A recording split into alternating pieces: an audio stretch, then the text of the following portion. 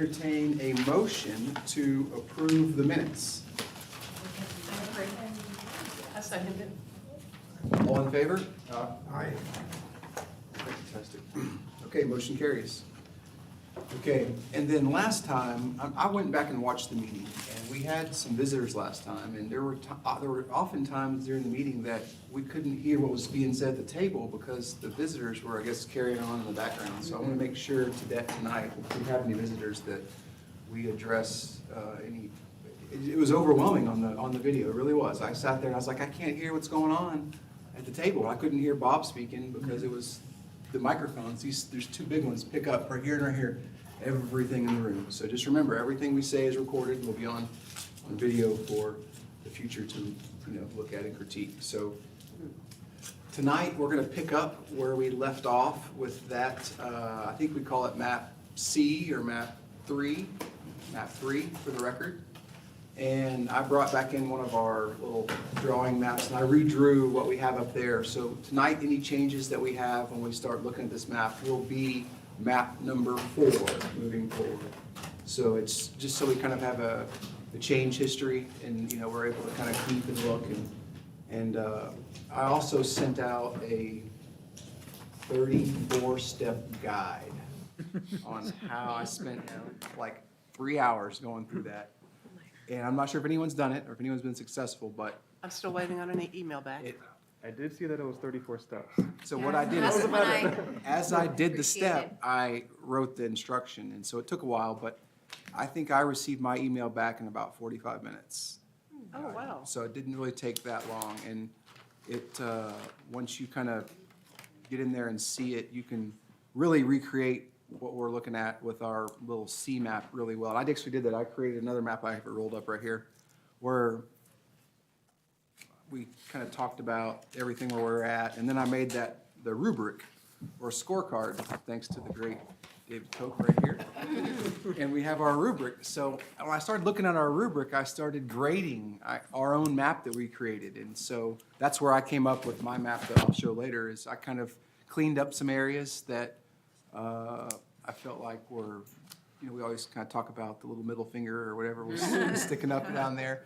So I kind of cleaned up some of it, and the one thing when we start looking at this is that I had a hard time answering was number 2, and that was, does the map maintain communities of interest neighborhoods in a single district? And that's so difficult to answer, not from a GIS perspective, what the city gives us, but just because it's an imaginary line, and some people think they're neighbors when maybe their community may not be inside of that little area, so it's hard to use that. So as we talk tonight, that's one of the things I think we'll talk about while we're doing our next map is does the map that we're looking at maintain our communities of interest and neighborhoods in single districts? And the way it's drawn right now, it doesn't.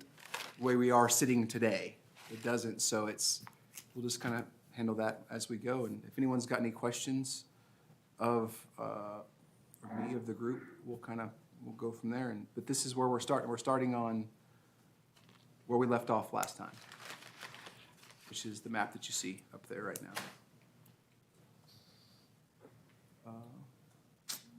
Any questions? What are the red dots? The black ones are Candidates. candidates. Okay. Right. So are there 2 black dots and 1? I think there is. Yeah, and 4, Yeah. There's the 4 representatives termed out, so he can't rerun. Right. So in 2, are we in 2? In 4, there's 2, and then in 1, there's 2. So we will move forward with that. Did everyone see the scorecard that I passed around? Mm-hmm. I think that we'll email it to you as well after our meeting, and we're going to use this to grade our current map as we sit here before we make any changes tonight. We're going to just, and this is 100%, there's no wrong answer, first off. It's just how we feel. And it's not necessary for you to comment any extra at the bottom, but if you do, it's just a place for you to take your notes or how you kind of feel about it. So I'm going to give us a few minutes to go over the scorecard. As a matter of fact, I probably ought to give you a copy of it so you can see what they're looking at. So you have one, you probably want one, two, you want. And this is based on our opinion, right? Okay. And so where this came from was basically from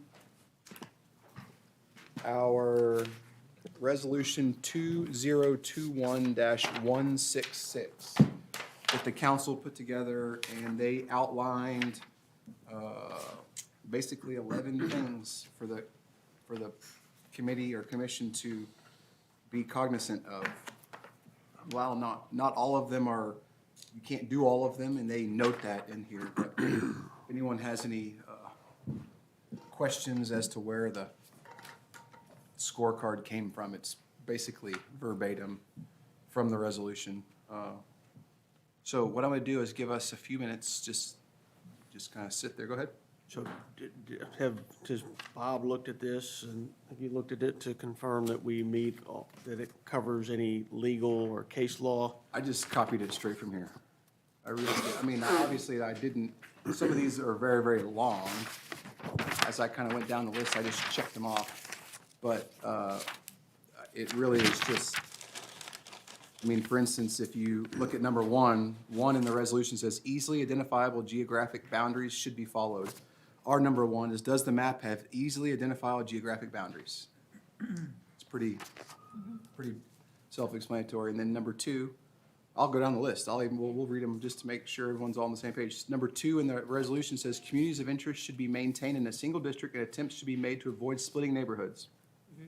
Our number two on the scorecard says, does the map maintain communities of interest and neighborhoods in single districts?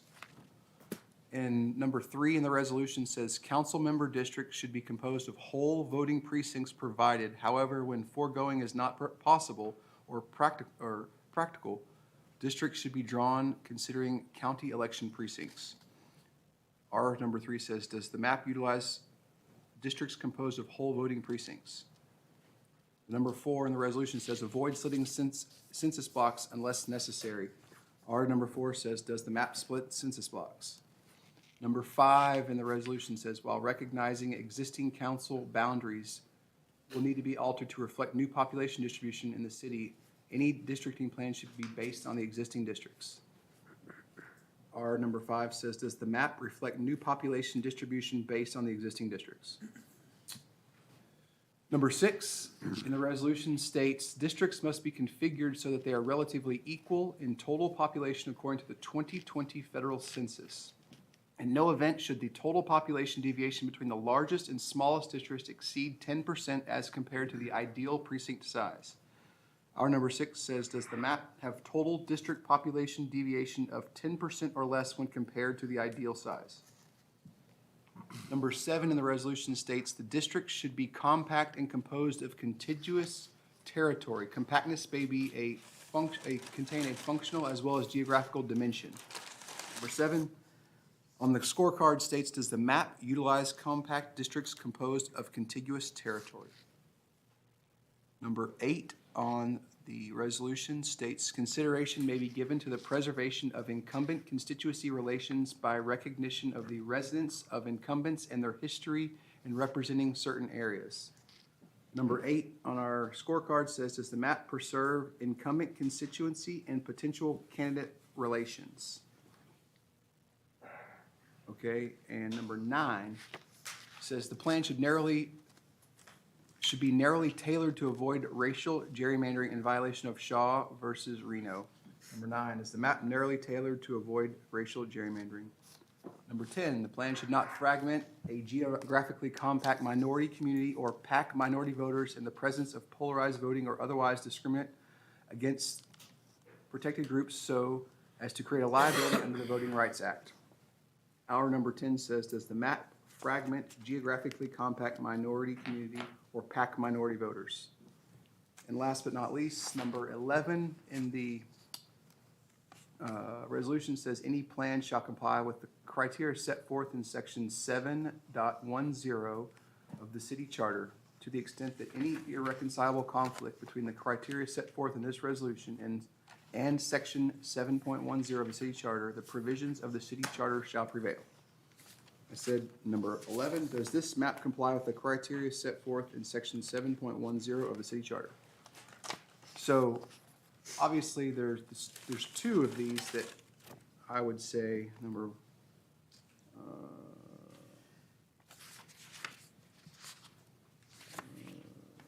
number 8. Yep. I added the potential candidate relations because that is listed in 710. I just happen to have that section right here. I was just gonna ask if you could refresh our memory. So 710, I'm not gonna read the whole thing, but it's very, very long. And it breaks down at the very end. The redistricting commission shall draw the districts in compliance with the following guidelines. Number 1, the districts shall have substantially equal population according to the total population count as presented in the census data, except where deviation is required to comply with federal law or is allowable by law.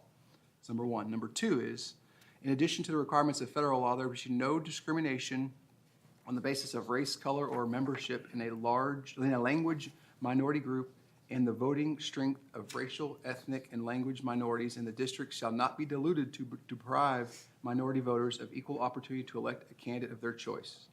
Number 3 states the district shall be geographically compact to the extent possible and composed of contiguous territory. Number 4 states the reconfiguration of districts shall be neutral as to incumbents or potential candidates. That's where that comment comes from in number 8. And then number 5, to the extent practical, communities of interest shall be placed in a single district and attempts to be made to avoid splitting neighborhoods where possible without violating other requirements or applicable laws. So basically the 1 through 11 picked up 1 through 5 of the charter. So they kind of just went over one another. And then there was one other thing that I said in here, which I thought could be, I can't think. But number 8, does anyone have a issue with the way that I structured the wording of the scorecard question number 8, which is, does the map preserve incumbent constituency and potential candidate relations? I think it's all right. I think, Understand it. yeah, we know who the candidates are, so Yeah, we we got know. the potentials. We got the 4 black dots represent the potential candidates or the candidates that are running, and the 3 red dots represent the incumbents that are currently in office. Okay, and then there was one other one that number 3, does the map utilize whole voting precincts? And I think this is the one that is probably the loosest of what's written in the charter and the resolution, because when you look at voting, can you pull that up? Because you did it. But they were fragmented before. Right. They're fragmented now, too. Yeah, the larger a set we have, the harder it is to not fragment them. Right, and so that in trying to really, so whenever I answer these questions, I answered them very, very objectively. And I answered them that we did not utilize whole voting precincts because we didn't. They're the yellow lines that you see, they're kind of faint on the Yeah, they're map, kind of very these faint. yellow lines. The election precincts or the voting precincts are too big, you know, you can't get them down into manageable enough pieces to do the moving around that you need to do. So that's for areas where the precincts don't really help you make changes, that's all right. Okay, Bob, what's your feedback on how we should interpret the voting precinct portion of the charter and resolution that I just mentioned? Sorry, I'm choking. I think the voting precinct would be pretty far down on the list as to importance. If this were Dallas, you could feasibly draw the districts on the basis of voting precincts. If it were Houston, and in Houston, in fact, they do, I've worked with them and am working with them, and that's something, you know, they use whole voting precincts. But a voting precinct can have as many as 5,000 voters. Well, your districts have 7,000 people. And it's, you know, you're just not going to be able to do it with districts that size generally. I mean, it may be possible, it's pretty unlikely. The other thing is, in Dallas County, and the county, I think, runs your elections, they use vote centers so that on election day, you can vote at any precinct. And correct me if I'm wrong on that, but I'm pretty sure that that's the case. So that, in some respects, makes it less important to follow the voting precinct lines. The other thing is that the county, as far as election administration and keeping their voting rolls up to date, is that they use what they used to call mother-daughter precincts, and now I think it may be sub-precincts. But if you have like precinct 418 and say a city council line bisects that, they might also have 418A and 418B so that, they could keep it straight.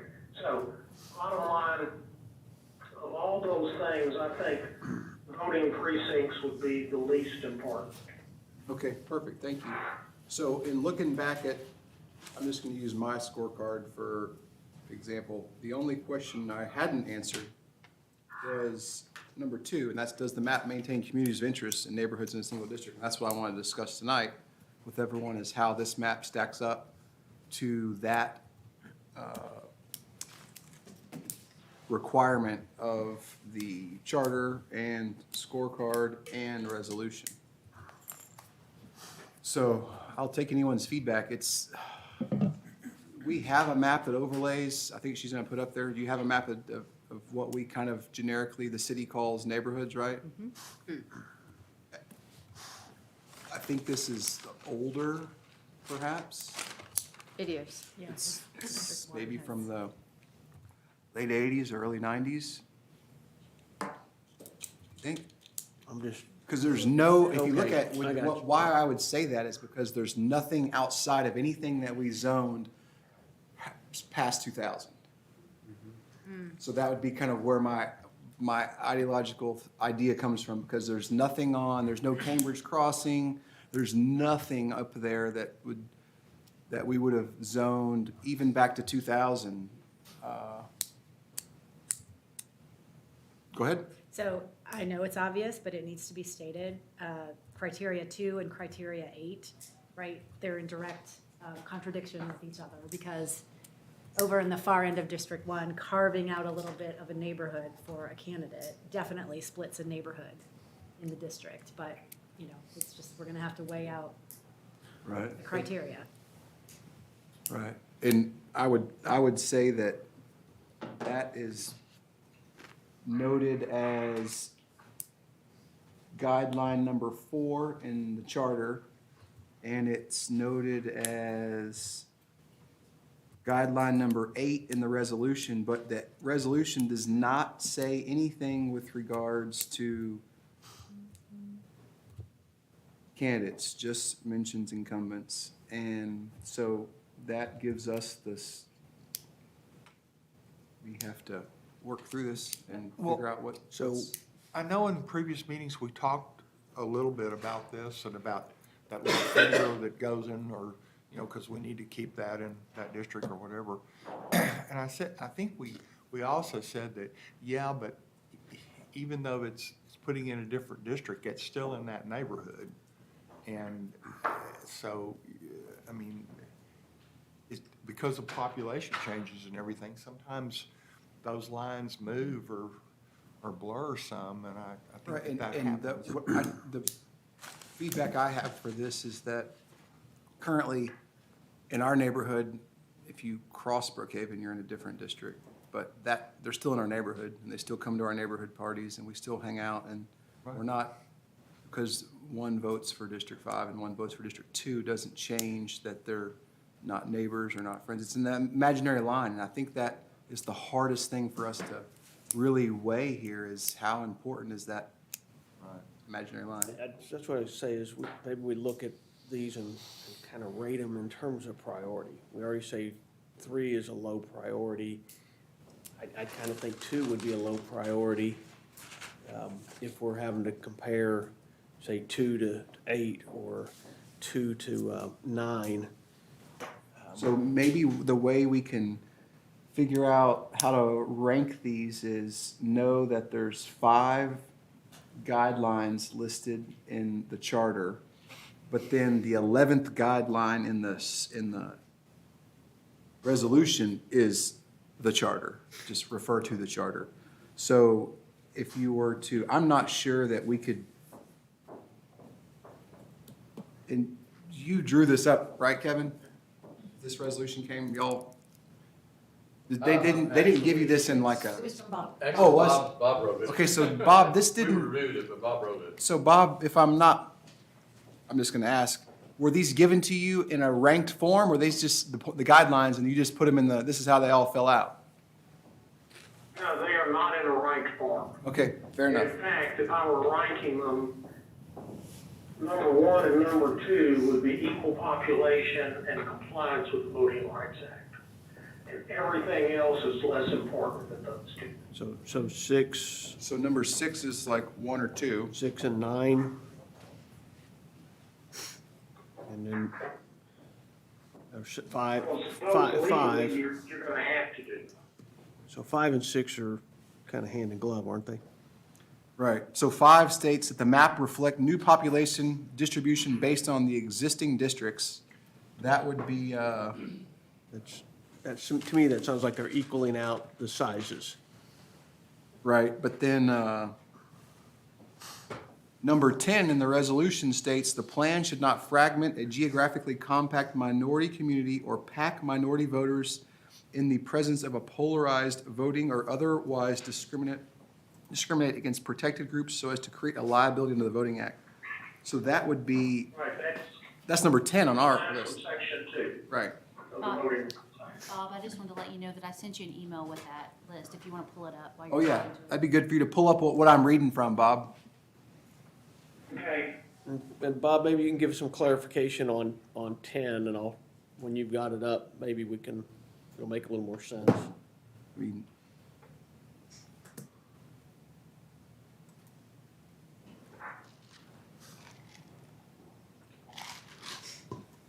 does what's showing on the screen show at home? which one are we talking about? So I think we're talking about all of them, but specifically on 10, as I read it and I think about what we're trying to do is somewhat internally inconsistent. We're trying to make sure that we protect, specific to Farmers Branch, the minority majority district, so that we enhance the chances that we have a Hispanic council member.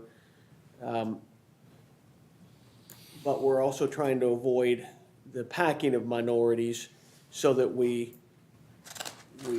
dilute I said dilute is not right. So is there some kind of threshold that the courts have said you need to be above this but not below that? Or is it for, No, not really. There are some cases, early cases that talk about particular numbers, but I think that those are sort of misguided and the courts have moved away from that. And particularly because it depends on the particular community you're looking at. If you're looking at drawing or trying to preserve the voting rights of an African American area, the percentages that might be appropriate there are going to be lower than they will be if you're looking at a Hispanic district. And the reason is that Hispanics have a lower median age, therefore there's a bigger population under 18, so not eligible to vote. Also, there's a lower level of citizenship there, so those folks won't be able to vote. and probably a lesser percentage of participation.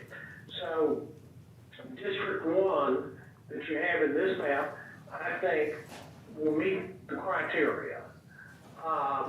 You know, it's like 75, let's see, on voting age, it was about 75%, Hispanic. If that were a African-American district, I would think that might be back. I don't think it is in a Hispanic district, particularly where you think there may be growth that may be non-Hispanic. I've been in a situation which really surprised me back when Section 5 was in place, and that's the one that says the Department of Justice has to approve maps before you can use them. And this was with the state of Texas and the House districts. And I was up there on behalf of the state, meeting with the Department of Justice in Washington, and they had grave doubts and ultimately objected to some district that was like 80% Hispanic, and I thought then and think now that was probably misguided, but because of particular voting patterns and such, they felt that was not good enough. This one I feel confident is. Okay. And Bob, thanks, because I wanted to make sure that we had some grasp of what percentage or how high a level we would need to provide some level of protection there.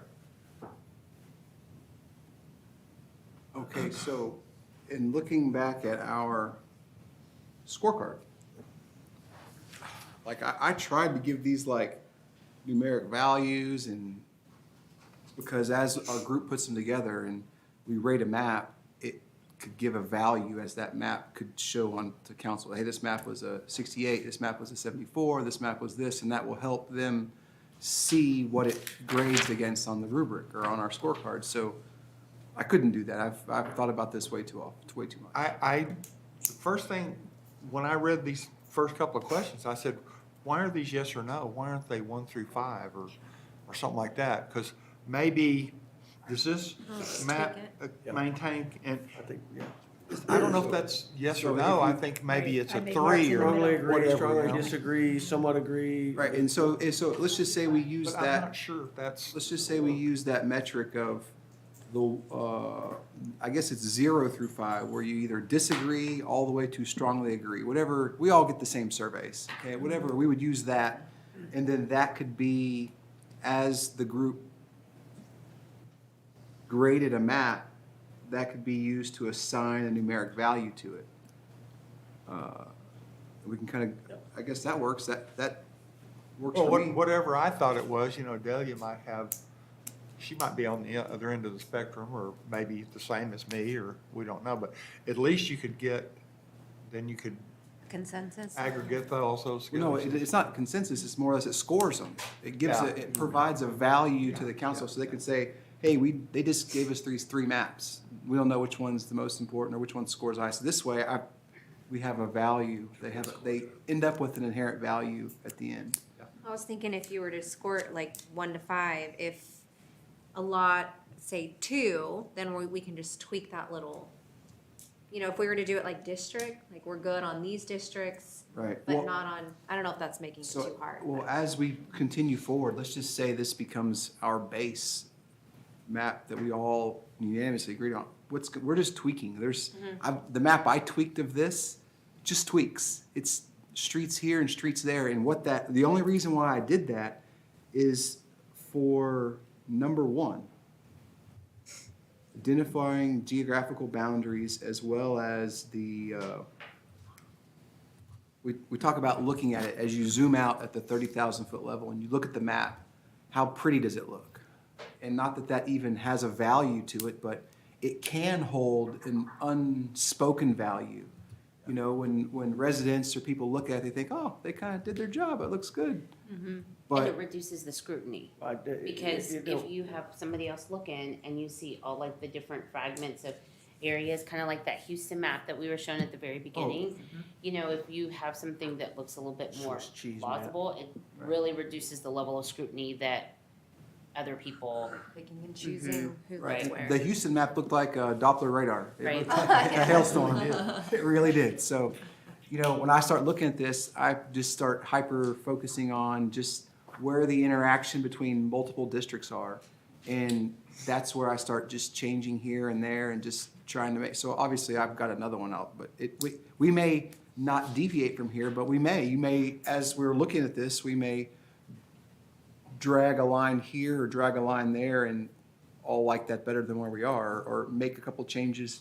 Because right now, So the close. really only way to get from 1 to 5 or 4 to 3 is to share. You kind of bump some from 4 into 5 and then 5 into 2, and then you kind of go around the spectrum. So to do that, it takes a lot of time, but I think we need to give ourselves all a round of applause to be at meeting number, Right. well, they're starting the 4th, we're 36 minutes in, and we have a pretty darn good map considering some of these other cities, and I've watched some of these other cities, and I invite you to go watch San Antonio. If you want to, like, some comic relief, I would think that you could find in some of the things that they're doing, and there's another city that I watched, I can't think of it, that's doing this right now, that they're all over the place as well.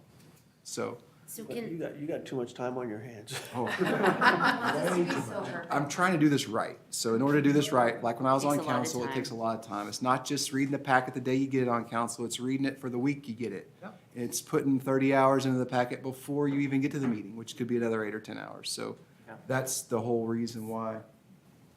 I will say I like the yes or no because it's a conversation starter.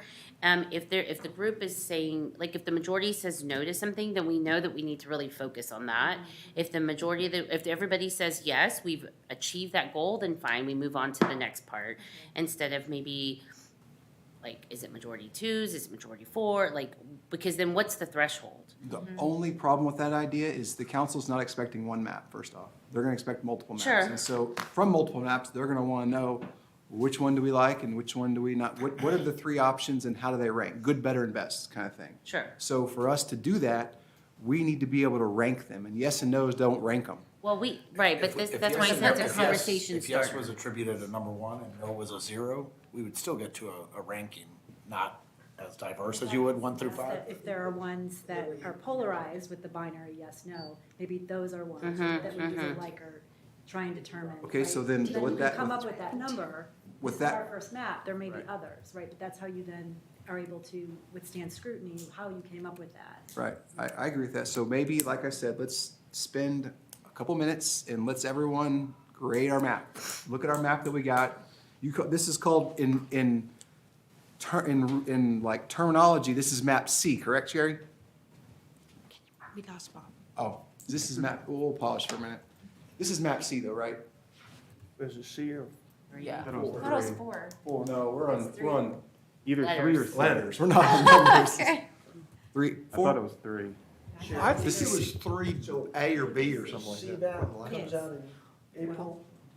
C and 3. What they're was the same. last map we worked on, last one? 3, number 3. So we're on map number 3. Pardon? Number 3 was the one Sent and to this us is, as I just plan copied three. it and Okay. made, called this Okay. number 4. So it's 3, and then the one we had that was 3 This became one's, 4.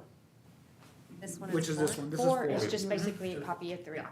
Oh, so we never do anything, we never change anything on 4. Okay, so No, then 4 is what we're gonna work waiting on for you tonight. guys to Yeah, do so your four- thing. Grade and do our So thing. 4 will be what we talk about tonight. So 3 is what you're grading. So when you want to call the map name, just call it map number 3.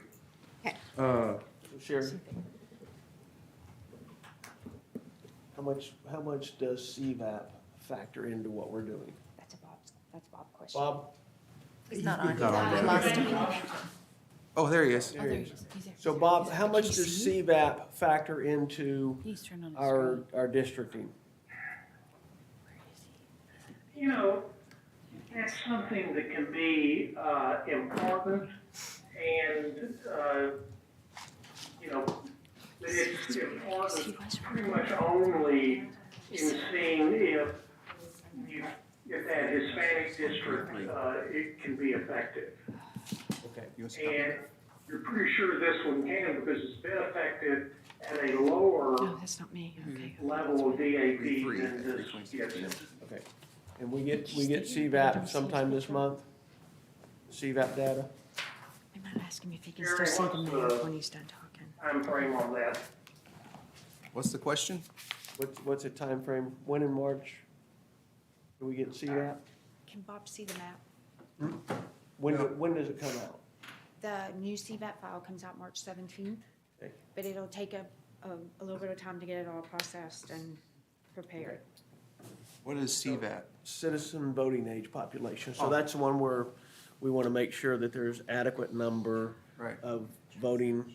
That's the one we don't want to change the number. We don't want to go down from where we were on District 1, for instance. Right. Because that could be conceived as negative. Yes, so. Okay, gotcha. I think that was what Bob's saying, is our number now is higher than the sufficient first and one. has been successful. So, We went up on 2 districts for this, for sure. Yeah, it's all, we don't know for sure if CVAP is that different, but VAP, Hispanic VAP, voting age population, is fairly significantly higher than it was before, if I remember. And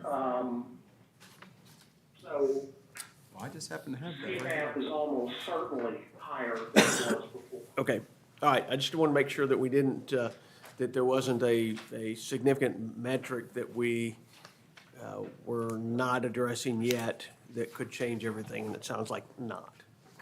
So, Okay, so if I'm looking at it right, on our last, on the map that was in our packet that we got prior to meeting 1, which was what was presented to council in November, the Hispanic voting age population was 61.92?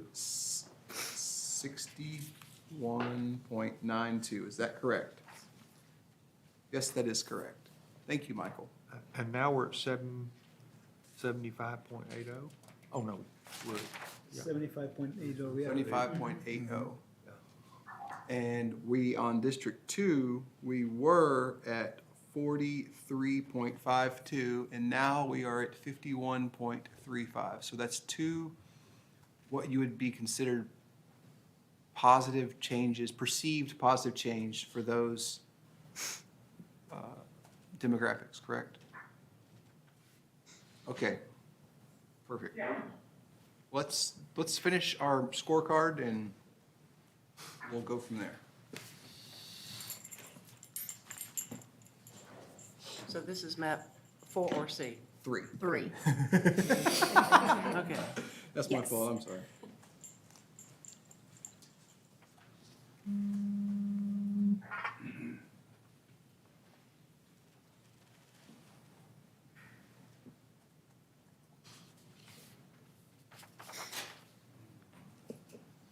I wish I'd have put like a yes, no, or but.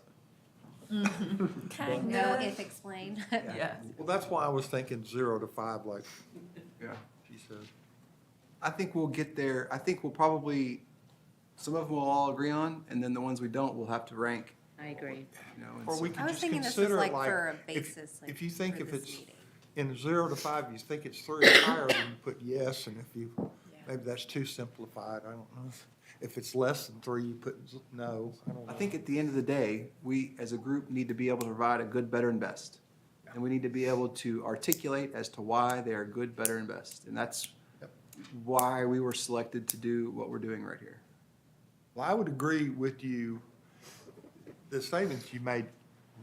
We came up with a pretty good, for all of us, last time, we came up with a pretty close thing. I mean, in all of these categories, we came up pretty close. But Right. now, that's where, that you can start, if there are, like you said, if there are things that are sort of out of kilter or something, that's where you ask the questions, and that's where and when you answer those questions, you get better. Right. And those could be like option B, option C. Sure. You know, to Right. provide the council. Absolutely. Okay, how is everyone progressing? Are we coming to a closure on our 11 questions, answering them? Yes, boss. Yep. Okay, and then Kevin, what's a great way to tally this or to figure out what we got or where we're at? Well, do I poll the room? I mean, heads down, thumbs up? What are we doing? Oh, Rank mine was them no, one 'cause or it's not. zero. What'd you say? Everyone did rank 1 or 0.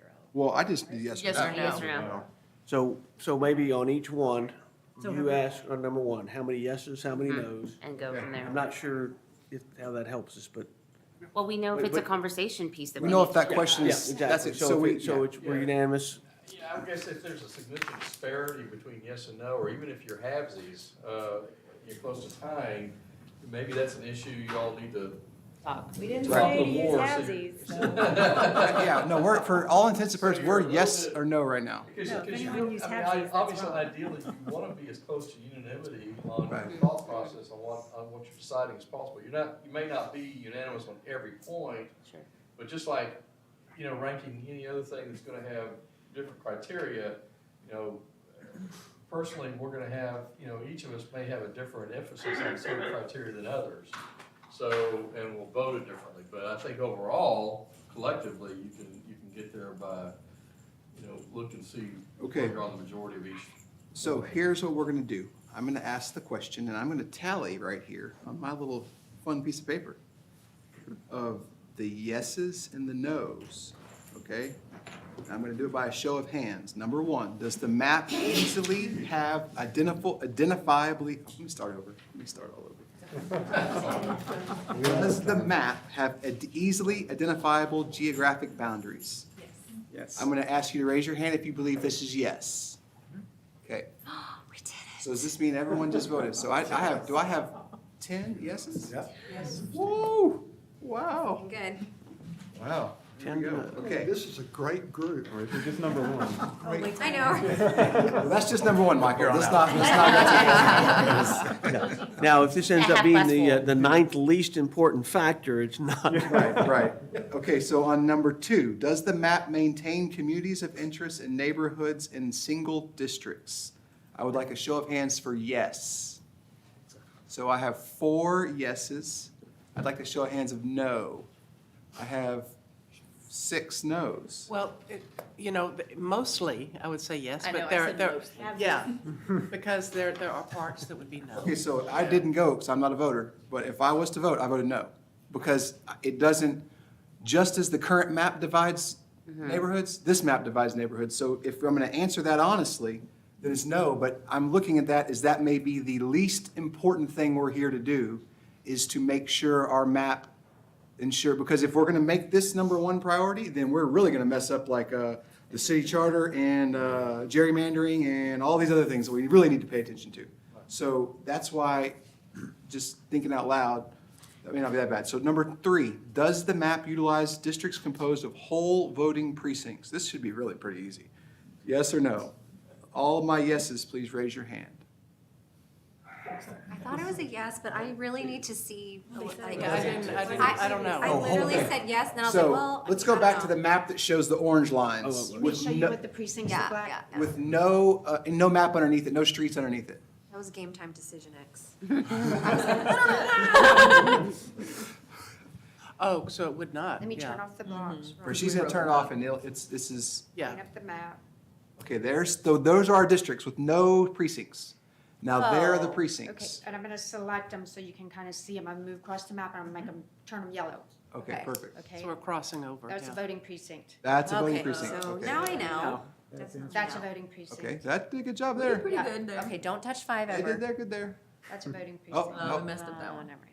That's a voting precinct. Okay, That okay, so voting that answers our precinct question. cares So and we've, governs. so with that being said, I'm gonna ask the question again. Does the map utilize districts composed of whole voting precincts? Yes? Oh, no. Okay, No. so 10 no's because we know it does not.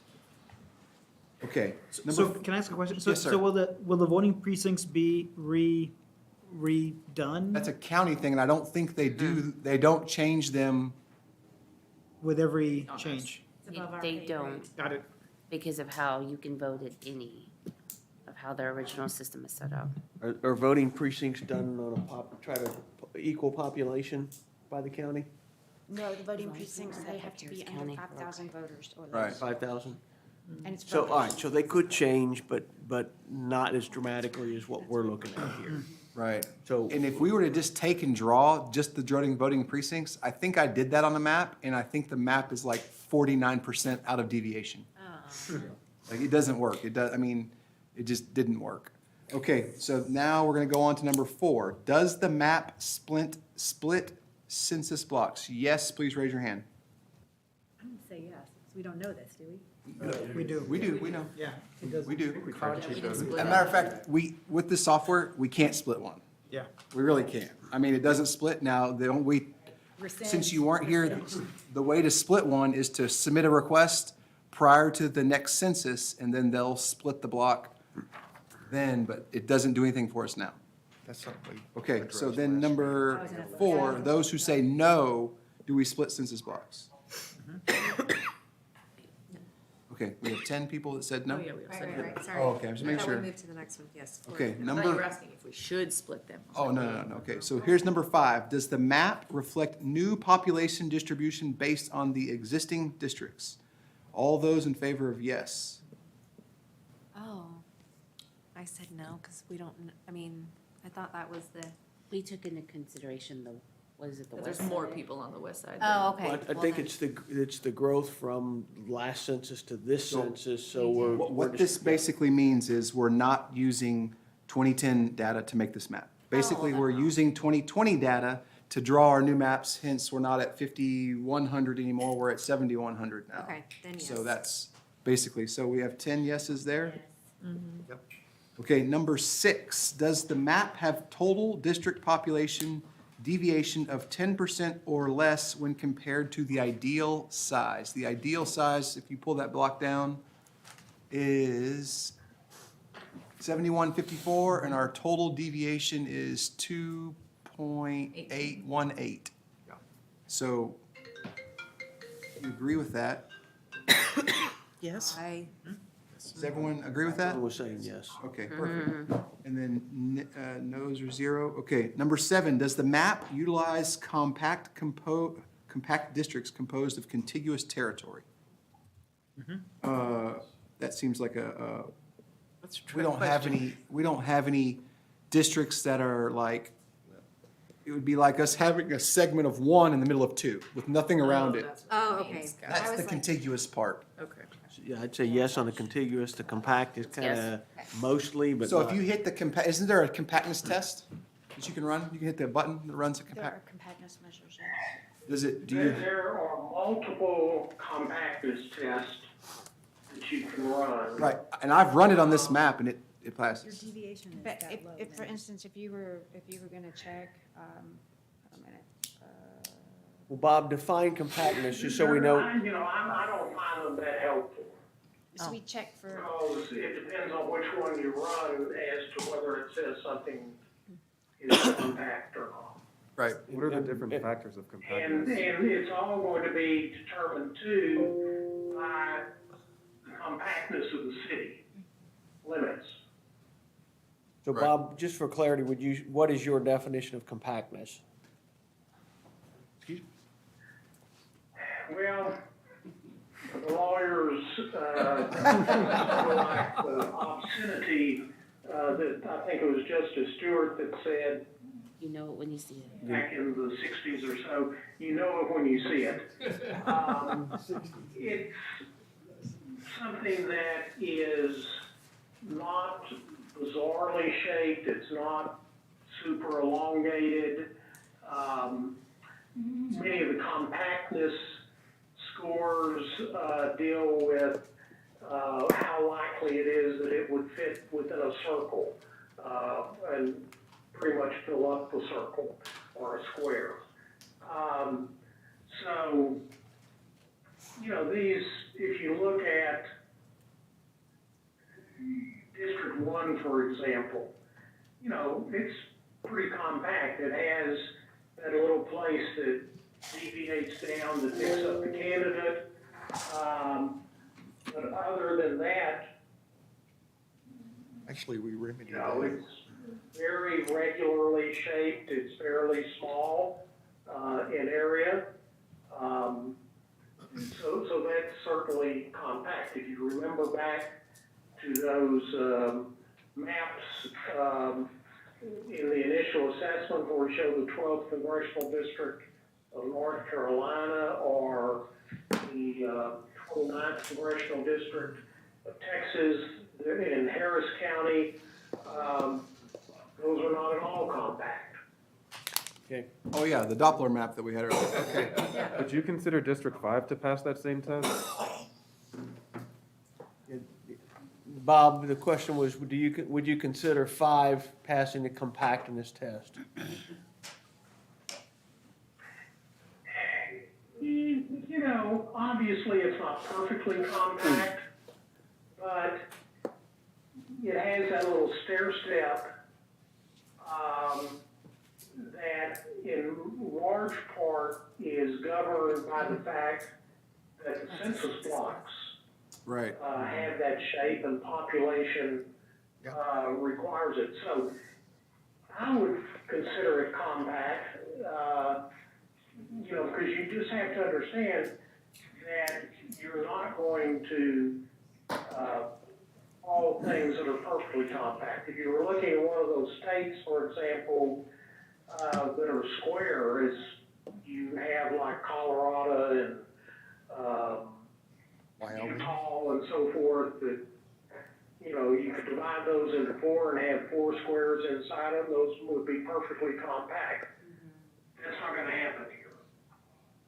Right, okay, perfect, so that makes sense. So in the thing that I sent y'all, the 34-step to join, Yeah. that offers a compactness test that you run on the maps, and it gives you like 6 or 7 different tests within the tests.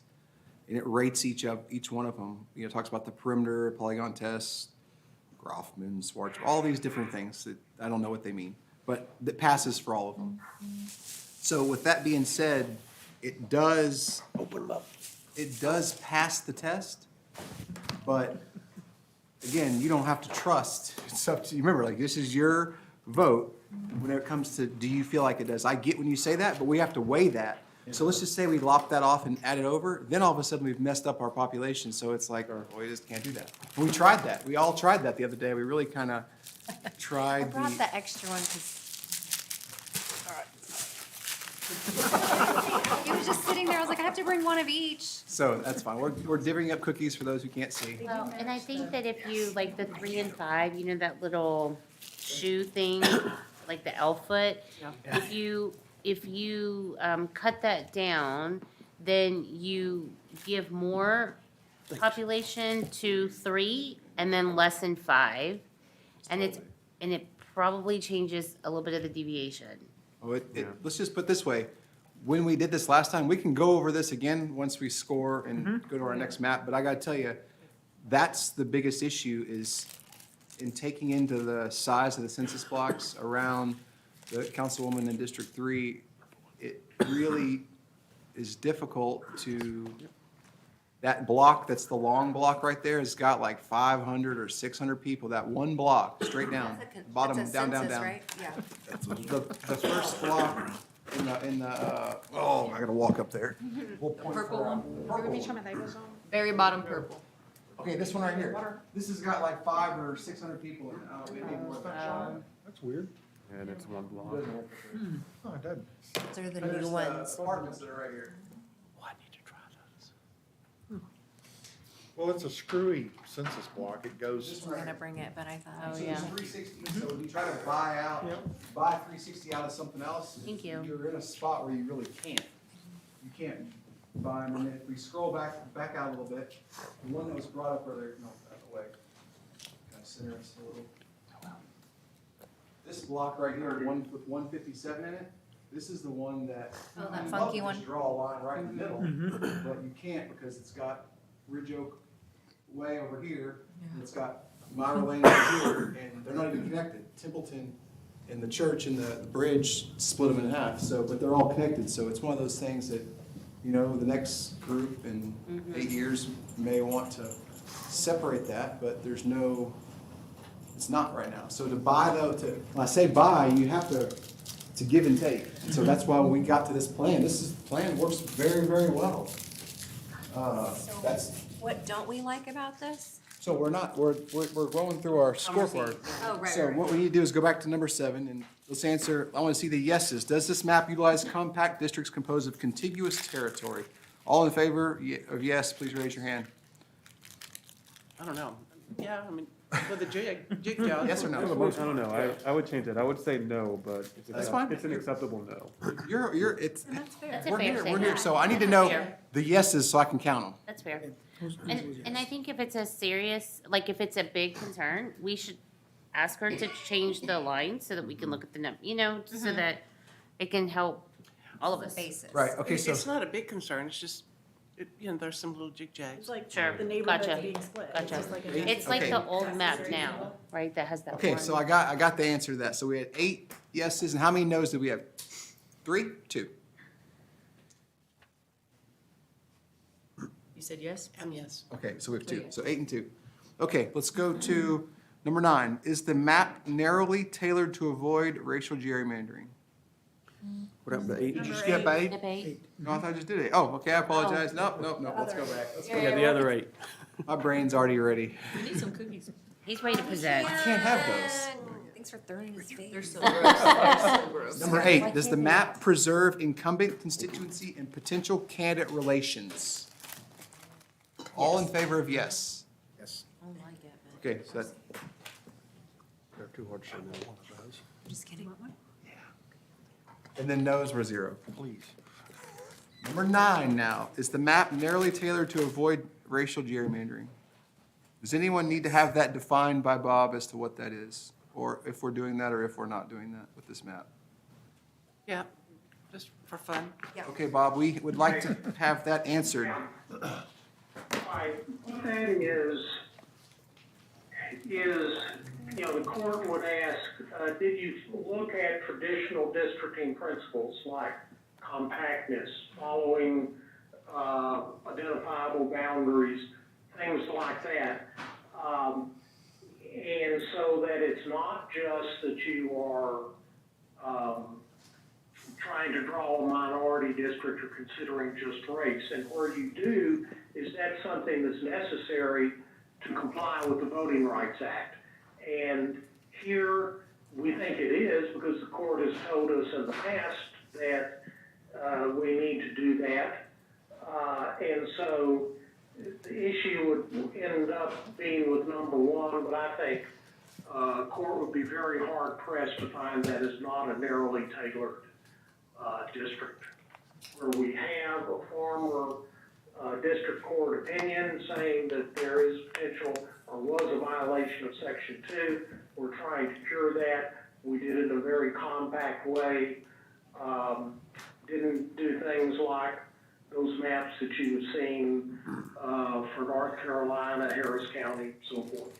So I think that's narrowly tailored. Does anyone have any questions? So those that would like to say yes to number 9, is the map narrowly tailored to avoid racial gerrymandering? I'd like to see, so is that yes for everyone? Wow, okay. So let's go to number 10. Does the map fragment a geographically compact minority community or pack minority voters? Does anyone have any questions with that, what that means?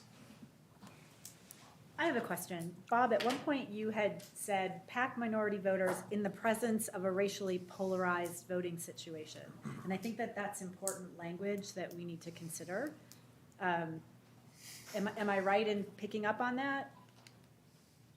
Yeah, and that's something that a court would look at, and the district court found that there was racially polarized voting, and typically in Texas, you're going to find that in most cases throughout the state. There are some instances where that is not the case, but as I say, we have a district court opinion that in the past has found there was racially polarized voting. And basically what that means is, do minority voters, say if we're looking in this case at Hispanics, typically vote for Hispanic candidates, and Anglos typically vote for Anglos instead of minority candidates. And in almost every case, and I've tried a bunch of these cases through different parts of the state, and like I say, it's unusual that a court will find that there is not racially polarized voting. The only one I can think of offhand involved Austin, and that's where they had a history when they had at-large districts in the past of electing Hispanics and blacks citywide. So, and when all this came down historically, we didn't have districts, and so the court's ruling said as a running district or citywide disadvantaged the minorities, and it was harder for them to elect a candidate or representative. I'm just really trying to understand this. So we're not supposed to pack them all in one district, but then we do want one that's majority, minority. So this is where that kind of internally inconsistent is you don't want to, you want to be careful not to overpack them, but you don't want Enough. under. And that's where you were asking, is there a, And I in see. this case, I mean, if we were talking about African Americans, and we had a 75% African American district, I think I can make a good argument that was happening. But with Hispanics, because you're going to have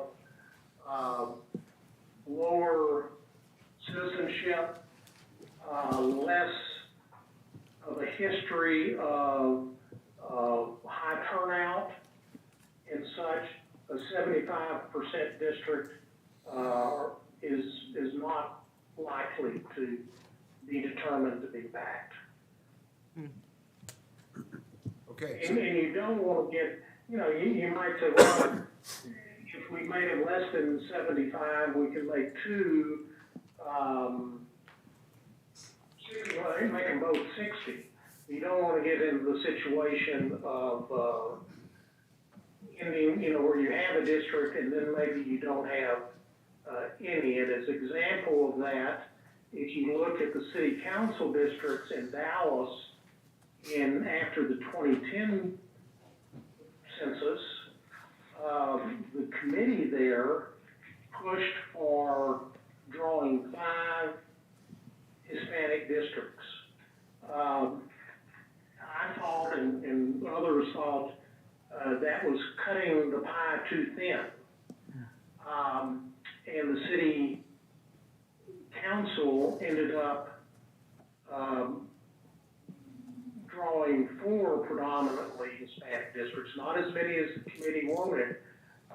And that was felt to be a little thin. And in fact, I think what happened, if I remember the numbers correctly, there had been previously 3 Hispanics elected. First election after that, 2 were elected. So you cut it too thin, the Hispanic, the group will lose, the minority group will lose. So, I You think said that was in here, 2010? Was that you know, these are not packed. Was that 2010? Is that what you said? In the city of Dallas. Yeah. And technically it'd be like 2011 or so. My memory may be wrong, but I think Irving had a similar situation where they ended up, 1 or 2 elections after their districting, it had Yeah, kind of and that is absolutely correct. And I represented Irving, and, you know, certainly felt throughout that, and this, I guess, was with the school district, that you could not draw 2 Hispanic districts. And indeed, you couldn't. And in fact, in the city, you could barely draw 1. because I know when they first drew one, it was not effective. Okay, perfect. So let's go back to our question. Does the map fragment a geographically compact minority community or pack minority voters? All those that believe it does, please raise your hand. All those that think it doesn't, please raise your hand. Okay.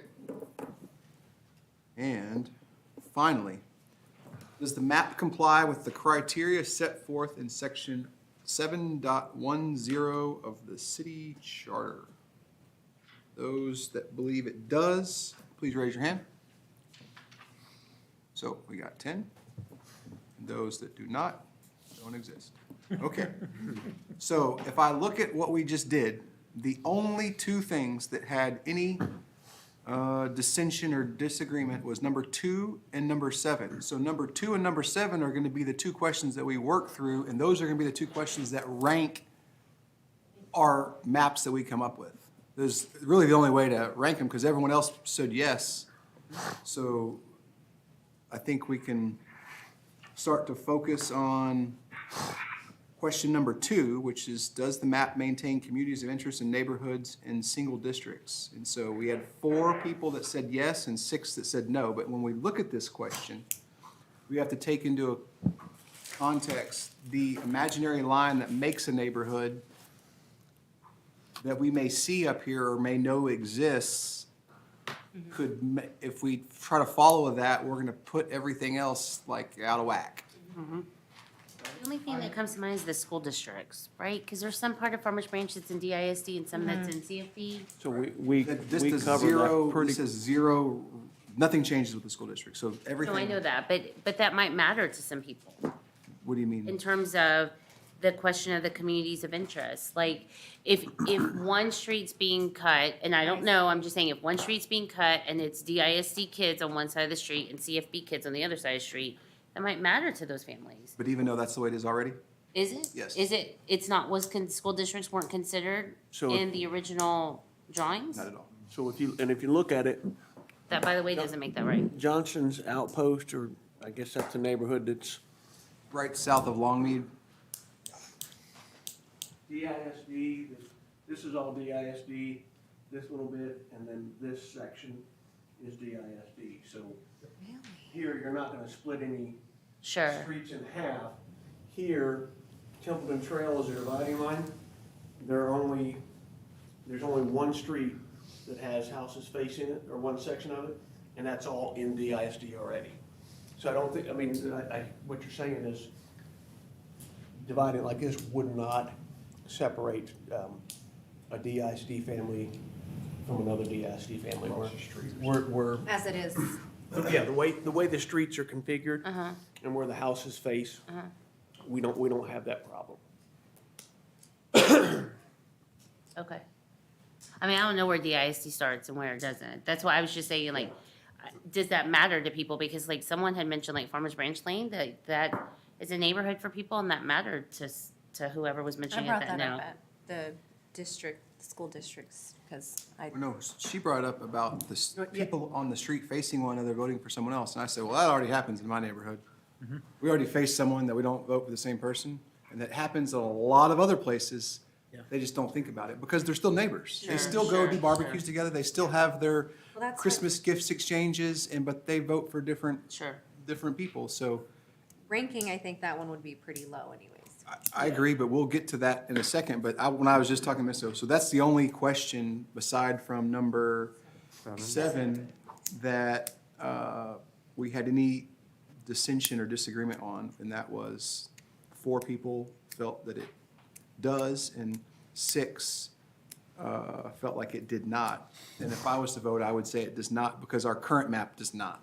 And this is, if you were to put the circles that the current neighborhoods are, we couldn't draw it that keeps the I neighborhoods. think this one is one that's impossible to satisfy. There was a word that Without was. causing a problem. And It would directly be conflicts one of with the least other important. criteria. Right. So there's a word Trying to that the balance charter guys, or the resolution calls out whenever that didn't happen. Populations. I was seeing it as a range, and we're like at 70-80%.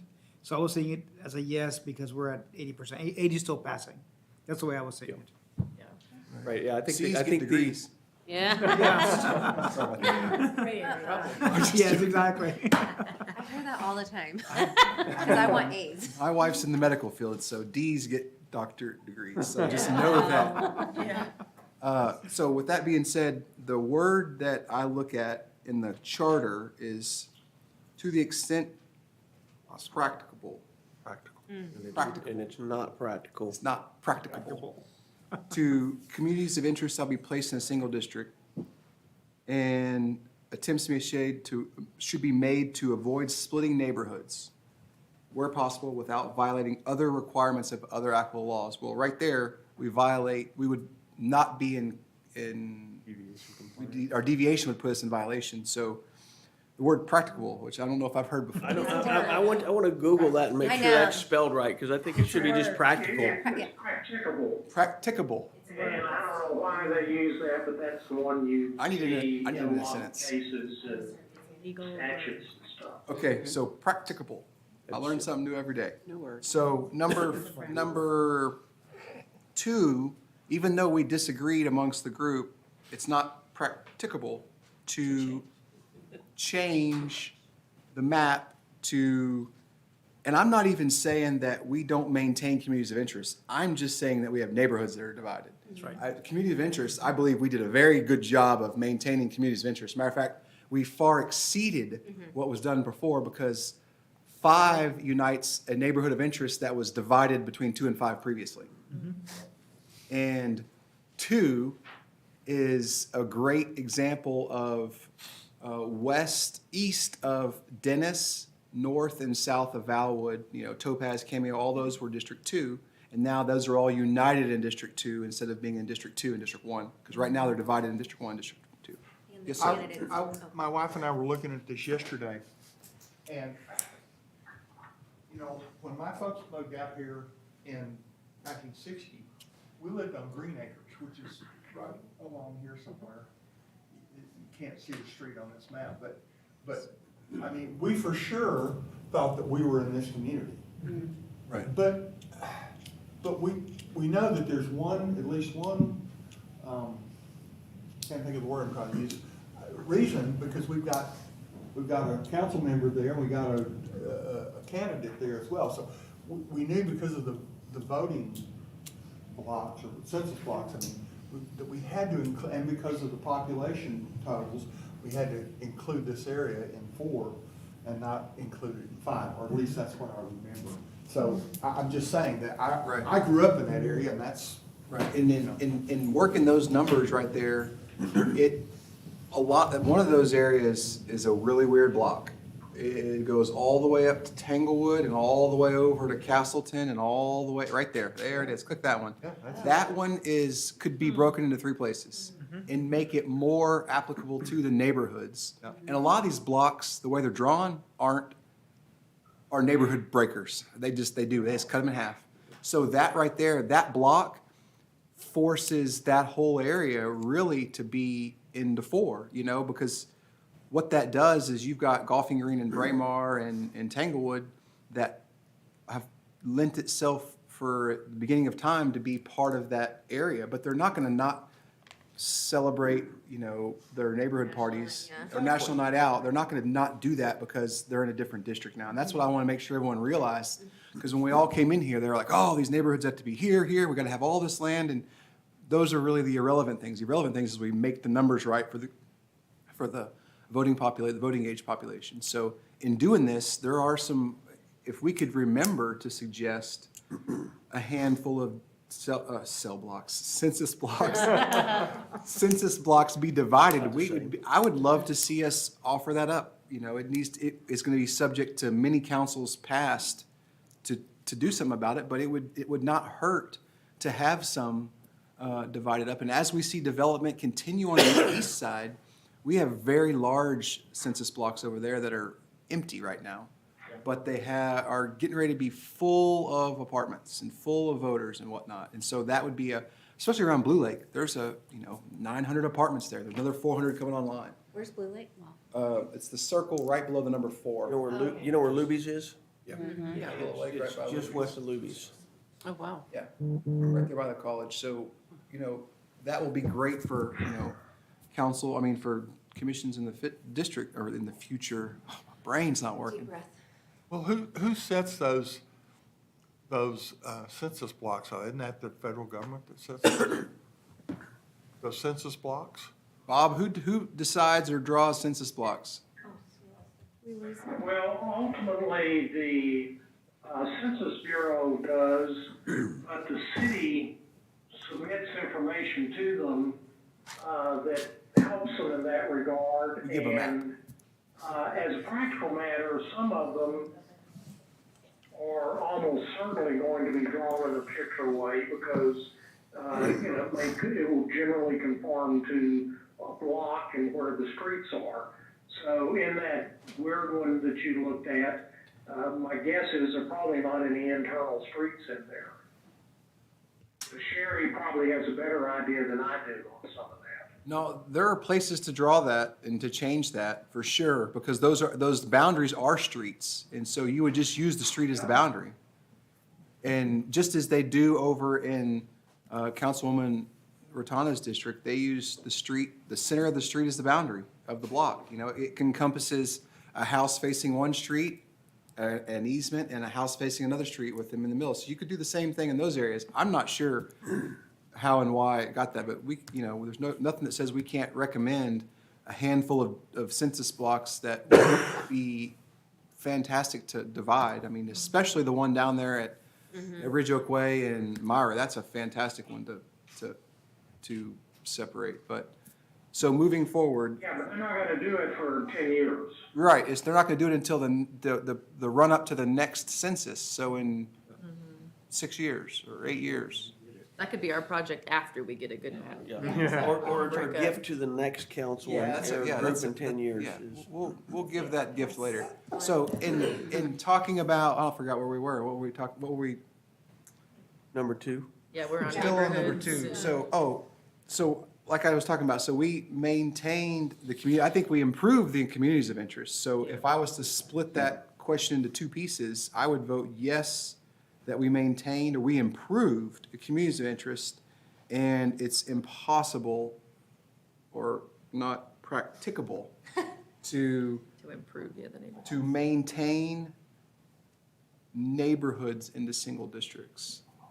But I don't think we made it worse. Yeah, I agree. We didn't And make it I think to worse. Jessica's Made point, it this, better. this is so low on our priority level, Right. and as you say, practicable. Practicable. Let's just dump it to number 10 in terms of priority, 9 You made it better. or 11. Okay, so let's move, and so, then I guess we could ask the question, I'm gonna expound on number 2, and I'm gonna say, does the map improve the communities of interest in neighborhoods as they're shown? And I'd like to see a raise of hands on that. Do you believe it improves them? So what do we have, 9, 1, 9? And we have, how many no? Okay, so, Can I share why? please do. In District 1, right, we have all the Mercer Crossing, and there's I think 1 or 2 apartment buildings who are carved out, and it is, again, being pedantic, practical versus practicable. We cannot practicably, have that entire neighborhood, the people would say, these are my neighbors, this is my neighborhood, this is my community. We can't do it because of criteria 8. So that's fine, but I'm not gonna, What part are you speaking of? there's a little black. Where the brickyard and stuff is. That was a good use of practicable. I know what it means. I literally studied it for my PhD. Is practical, is capable of being put to good use, and practicable is capable of being accomplished.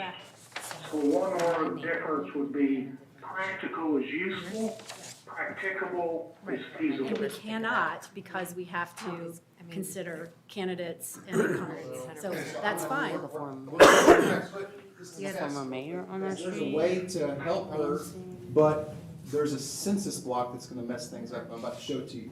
So this census block, right here, click on this census block, and I'm gonna show you how big it is and what it creates an issue for. Because we could connect this, we could we'll just take all along here and we'll put this on there, because they're all zeros right here. So we could do that to make you feel better, but watch what happens when we click this block right here. 600 people. It's 600 people, and it goes along the railroad tracks, 3/4 of a mile down to the other side of the lake, all the way across, encompassing thousands of houses now. Maybe not thousands, maybe 500 houses. Hundreds, yeah. And so when you do that, that's the only reason why we can't just click this, and make it all purples to make you feel better about that. So just It's know. not about that- my feeling better. I kind of resent you saying that. It's not about Okay, I wanna make you emotion. feel It's better. about I wanna make fact. everyone feel comfortable with what we're doing and presenting to the council. This I'm is comfortable yeah, with it, So, but I'm, I can see clearly that there's community there. It is Mercer Crossing, and it is, divided into pieces. right, Well, well, even there's in- there's nothing right here but warehouses, it'll always be Right. warehouses. So- Even in the current version, though, Mercer Crossing is split. We had a little gooseneck over right to the right of 596 that kept the bottom half of Mercer Crossing in District 3, and the rest of Can you lay over the current map? the rest of District 1 went down to close to 635. Right. So this one improves on it. Okay, does anyone have any additional questions about number 2? We're gonna move on to number 7, which is, does the map utilize compact districts composed of contiguous territory? The group voted 8 that it did and 2 that it did not. So we can begin our discussion about this, and I'll kick it off just because I thought that, I checked yes on mine, but I could have checked if there was a maybe. I would have checked that, just because I think we can improve this map. If I didn't think we couldn't improve it, I wouldn't have wasted the time that I did drawing the map I got right here that improves, in my opinion, some of the areas that down here where the junction between 1, 3, 2, and 5 are, kind of down here. And so, it's one of those things, like when you zoom over it, like Delia said, and it looks kind of pretty, it makes you people think that we did our job and we're not trying to hide, or we're not trying to, shoehorn someone in because we got a little arm sticking out, or we've got a little, a street that we're trying to do. So I didn't send this to Sherry, but I'll pin it up here to see. I tried to color it very dark so it would be very easy to see. It's very, very similar to our map, but it's just, if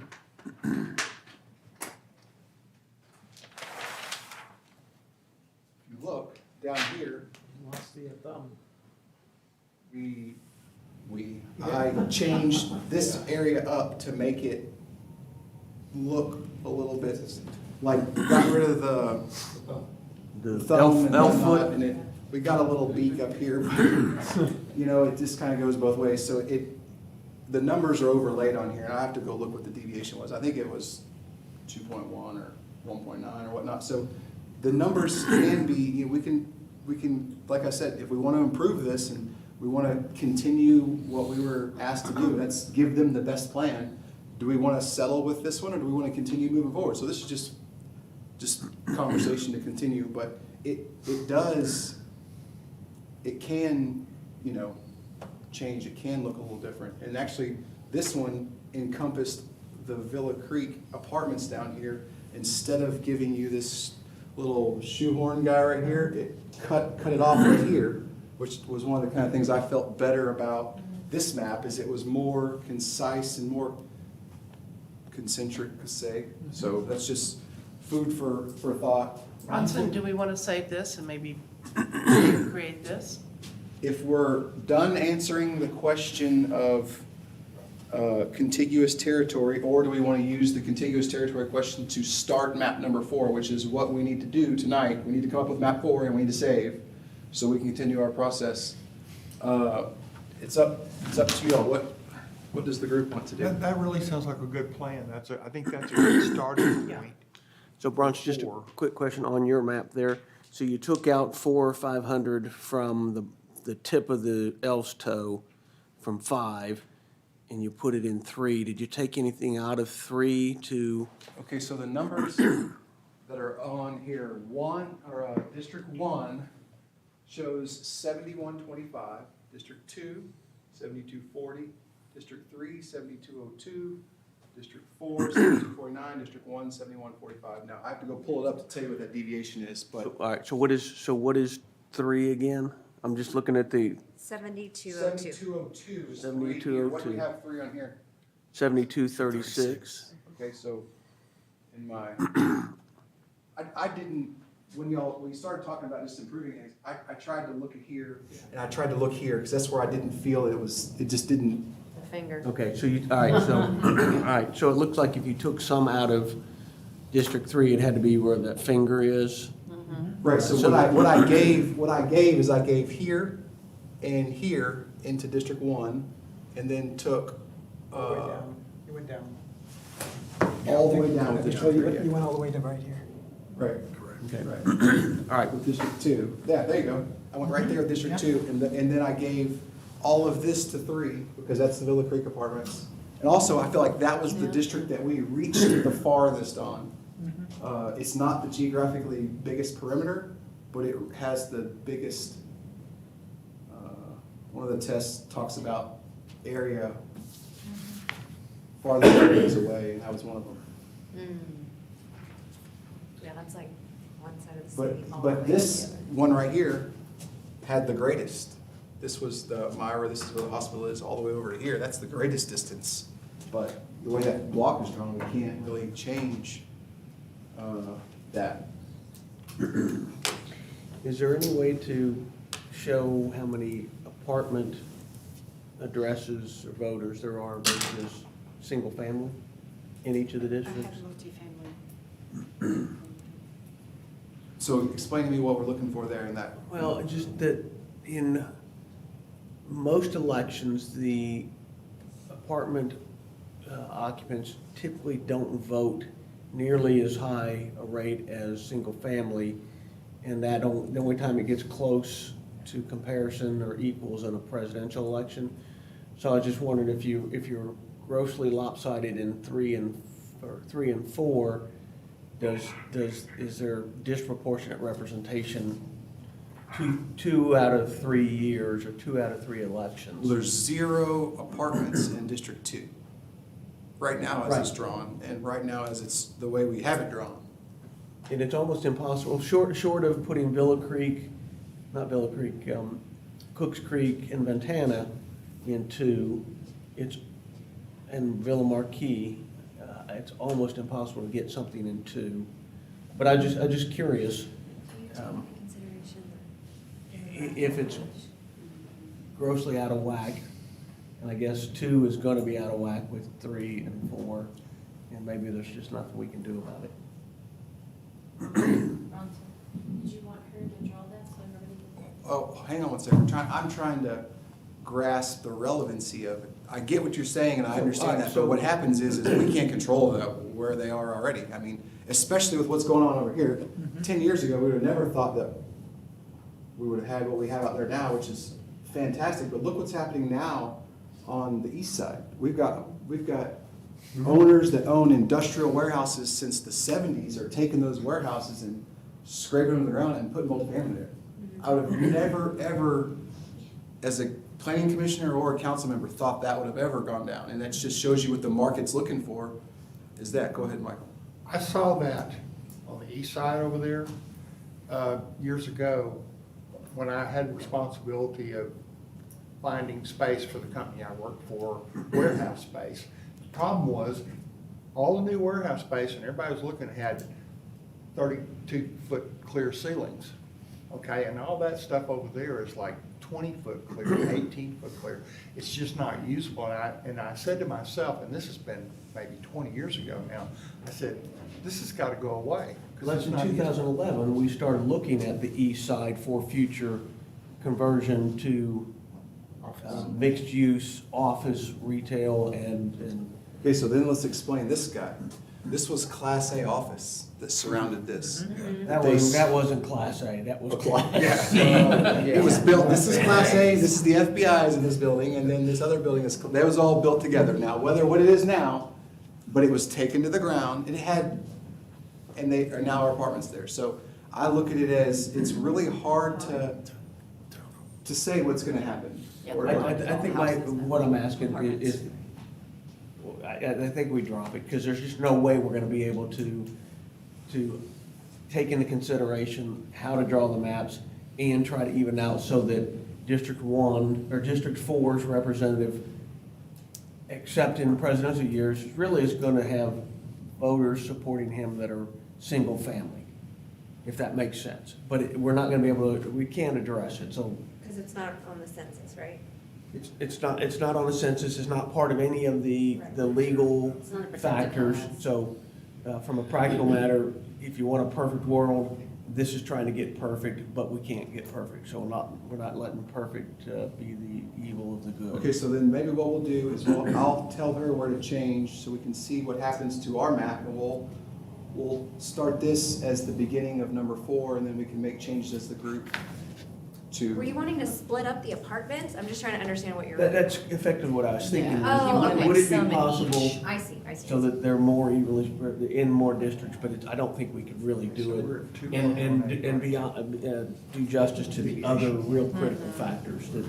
I mean, there's like I don't even know if this is fair to say, or I don't know, but there's some nicer apartments and then there's some not so nice. So how do you determine which apartments you split I up? think when we're talking about this, it's almost irrelevant whether Okay, you live in an apartment. I get it. Some people agree, some people don't, whether you live in an apartment or not. Past, maybe they didn't vote as much. Now I think people are a little bit more involved That's how I feel. and they are voting, who knows? It's something that's not Hopeful measured. for my community that it's different because I have to say it, when I keep hearing like, oh, they don't vote, like, I've been very active in this city and I feel like it's turning around. So I'm hopeful that there's change coming. I think. There's no doubt about it. It is changing. I think what happens, and Bob may confirm this, when we look at these on the single member district cases, and I've learned this from Bob, actually, from having been represented by him on a couple of cases. You're stuck a lot of times on these issues when you're setting up these districts and in litigating whether to have single member districts on historical voting patterns that factor into the decision. Of course, history will eventually change. I mean, I started out my municipal, city attorney career in Midland 30 years ago, at a time shortly after, and Bob, I think, represented Midland in their case back in the 80s. And they went to a 4-2-1 setup where they had mayor at large, 2 at-large council members, and then 4 single-member districts, of which one was a majority-minority district. And over time, it's beginning about the early 90s, you actually had Hispanic gentleman, local businessman, who ended up getting elected to the at-large seat, and eventually here, not too many years ago, just in the past few years, actually first Hispanic elected mayor in Midland. Conservative, Republican, Midland. And so, so that history now, it does eventually evolve. And, a lot of it does happen with what you're saying. You've now got a more active minority community I mean, voting. just council alone, what we have representing right now is just proof that. Yeah. So, I'm sorry, I'm a little like, well, y'all keep No, saying we're not you're voting, but absolutely like. right. Absolutely right. No, but historically, but yes, you're Historically, but like in the absolutely- past, I mean, I've only been here 7 years Yeah. in Farmers Branch, and like it has, from the day I got here to like 3-4 years ago, it's completely different. Like they're definitely yeah. coming out now because they're like, oh my God, I actually have a voice. That's for a different topic though, but I'm just saying. And I don't think that anybody's saying it's specific to Farmers Branch, but just more. But that's what that's what we That's what should we're be talking about. focusing on though. So what happens, so like I live in Wooded Creek and as I'm looking further and harder and deeper, we're not in 5 anymore. And so what happens in that case? Do we just automatically become represented by 4? I didn't hear what you said. I'm confused. What? We live at Wooded, or I live at Wooded Creek, right? Okay. There's our neighborhood. Okay. It's like this circle. I know exactly where. So that was, if you think about it, that was drawn because didn't Kirk live, or, who lived there? Baumgartner. No, there was. No, Bill Blanchard lived there, but that one wasn't carved out for a specific project that I remember. I thought that was, because there's no reason why to reach across and grab that street, right? Actually, it was because I think we needed some numbers, and we took this little fish hook right here and put it in 5, and so we put that in 5 also to have a little more So compactness. can you put up the map that we have now? Now I'm in, yeah, according to this map, I'm in 4, but right now we're in 5. So I guess my question becomes, is like, if this gets approved, then do we automatically get represented by someone from District 4? Because I feel pretty confident that my neighborhood's gonna ask me this question. I would do the same thing. Yeah, and it would go for a lot of different neighborhoods, right? Like, Right, sure, when- sure. When it switches to a different district, what happens Like, is the question. and then, yeah. Yeah, like my house is in 4 right now, it would become part of 5 if one of these 2 maps got elected, and yeah, so I would now, my representative would become David Merritt, and yours would become whoever wins Right. in 4. And that's effective. And I was the council member in District 2, and now I'm going to District 5. So if I ran again, I would run in District 5. So that just puts. When does that, I guess the question is like, when does it become effective? Next year. Well, the first election under the new maps would be next May, not this May. Not this May. Now, the district lines though would become effective Immediately. whenever the council adopts them. So is it conceivable, and I'm just using Wooded Creek because that's what my frame of reference at the moment is. So like the constituents at Wooded Creek, they would not have an opportunity to vote for their council member in 4 right now because there's actually an election for 4, That's right. right? Yeah, they're gonna have a problem with that. But I guess that would be for every. I mean, that could be for anybody That that's applies in that to spot. this entire map right here. Yeah. I hear you. Yeah, it's not, your neighborhood's not gonna be the only one that has I that understand same- that. I'm just Yeah. saying that But that's gonna be, I feel pretty confident our neighborhood's gonna have some issues with that, That's why so. we had all the people upset last time. Is that why they were Well, I mean, no upset? matter what, people are gonna be upset. Right, that's the like- problem, is anything we do, we're trying to do something to better us. An Not for improvement. this, not for this election, but for the 10 elections past this election, to make it better for everyone. And so, you're right, you do have, and I learned this as a council member, 50% of things I did, they liked, and 50% they didn't like, and there was nothing, they couldn't explain to me one way or the other. It was just, Well, those that it's impacting would be 1 and 4, right? Because that's a current election district. Will this be approved after the current May election? yes. So they'll still vote, the May election will be your current spot, wherever you Yes. But you're voting for somebody that's not gonna be. representing you So- after. it's After in. that. y'all wouldn't be voting in May. Right. And then the problem you have is that when the next time you get to vote for a council member is gonna be 3 years. So,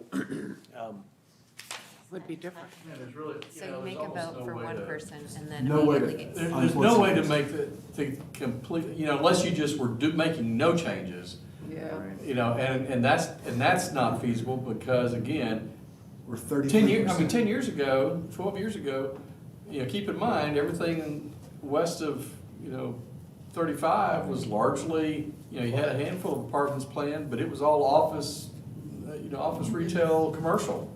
And when that zoning changed here, 5 years ago, about 5 years ago, that, all bets were off on how ultimately these districts were gonna end up being. And so, until you get the population, until you get Mercer Crossing pretty much built out, and whatever happens on the east side with the redevelopment of some of the warehouse areas and the construction of the apartments that are planned, and that builds out, I mean, you're gonna be going through this process every 10 years. Next year, because it's gonna be dramatic again, the next time we do this. Now, 20 years from now, maybe not as dramatic, because you will have had, hopefully between now and 10 years, you'll have more of that build-out done.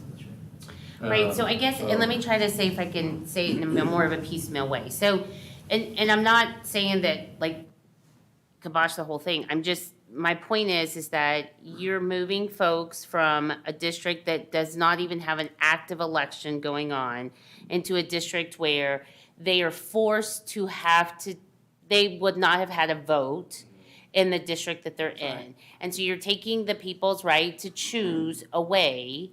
And that is occurring for those that are forced into 4 and forced into 1. And that being on a global scale, that is something that can happen every single time, right? Every 10 years that we do this, this is something that can happen every time. So, you know, that I think is probably like as a number 2, like something in terms of the community of interest, that I think is an interesting, that's a point of interest is, you know, does the community, are they satisfied with understanding that they are going to be given their district council member without them having the ability to vote for them? And I think that matters to people. Yeah, So, especially with the way local elections, like, I think the more people are voting, the more they're like, oh, Whenever you say locals. that, but it also happens at the state level too. 'Cause Sure. we get redrawn into maps, and it just changed, the maps Right. just changed, so think about it from that level too. A Sure. way 30,000 foot approach opposed to our hyper-focus being on our own city. So I look at it as, I've known this takes place, but these maps were drawn and we're kind of, I think they had 60 days to draw them, if that's not, before they were gonna be It drawn, was, before Yeah, it was the pretty judge quick. was gonna draw them for us. So Yeah. I feel like this is almost kind of like writing it. We're doing what was we're making the map the right way this time. So it's, you know, obviously as this is as a group. Yes, ma'am. So it is an important point, and it needs to be acknowledged. And I guess my question is more operational. Are we just presenting maps to council, or will they have attached acknowledgements,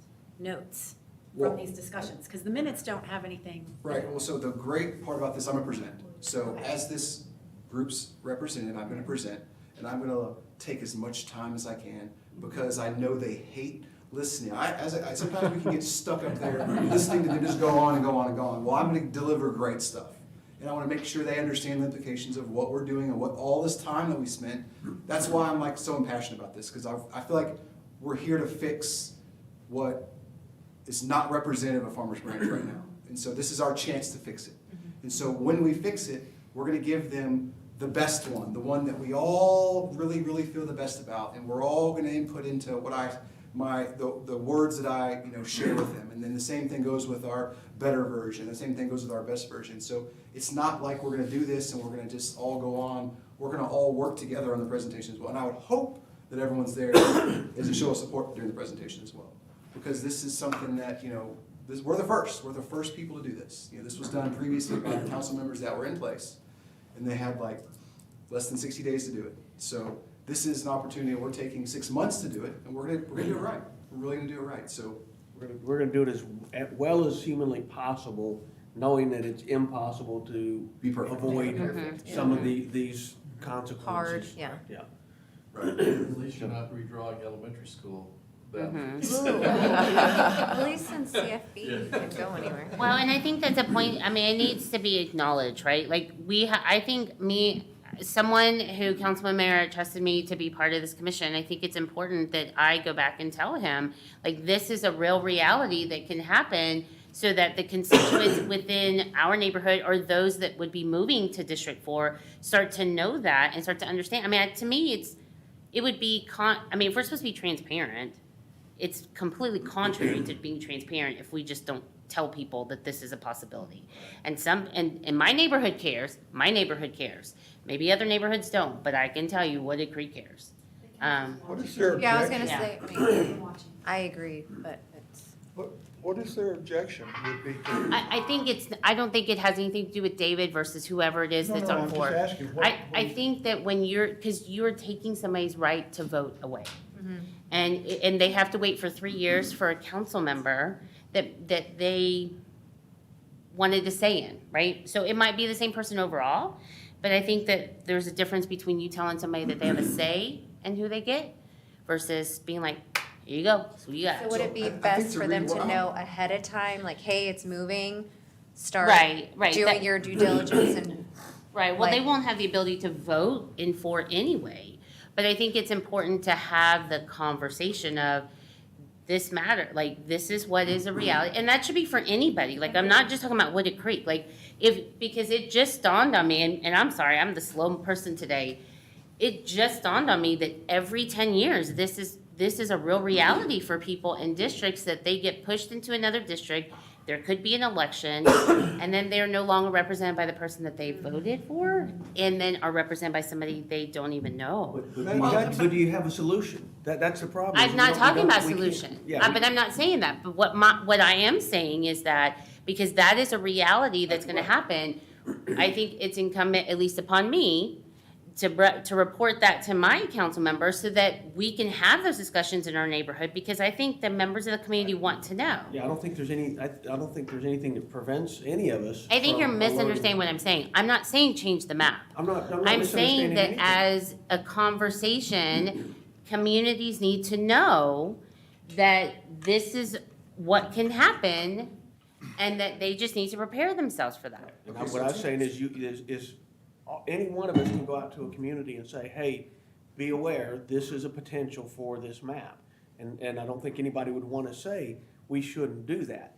Part of the question would be is, council or city staff probably needs to look at this and figure out, how do we want to try to alert people to the potential changes of the maps? Because when we go to council, we may go to council with 5 different maps, and that's a reality in 1, and not a reality in 4. So I think what part of our discussion would be, and maybe go back to council early on and just say, hey, y'all need to start thinking about this, because it's a legitimate issue. I'm not downplaying it at all. I agree with what you're saying, is this is something that a neighborhood or multiple neighborhoods are gonna be faced with, and we should make an effort as a city to alert them to that. So, because really, the reality is, on that front, is their voice will be to go back or come to the council meetings when these are up for a Sure. particular vote. Sure.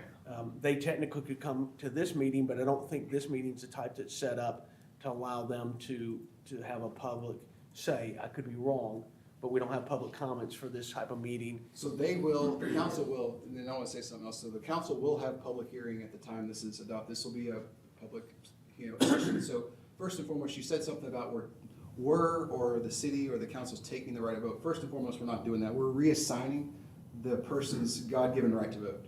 We're not taking it from anyone. We're not pushing it. We're not ushering it away. We're not trying to make it less. We're not trying to make it more. We're trying to make it fair. And right now, it's not fair. This map is not fair. And the biggest thing we can do is to just rubber stamp what we got and send it forward. That's a failure. We fail as a group if we do that. I'll tell you that right now. So by us to say that we're taking a vote away, or we're not giving somewhere else, we're not allowing someone to vote, I think that's far from the truth. We're reassigning someone's opportunity to vote for an area that is more representative of our community. Because when you start looking at these numbers, we just now established 2 districts that have the ability to elect Hispanic.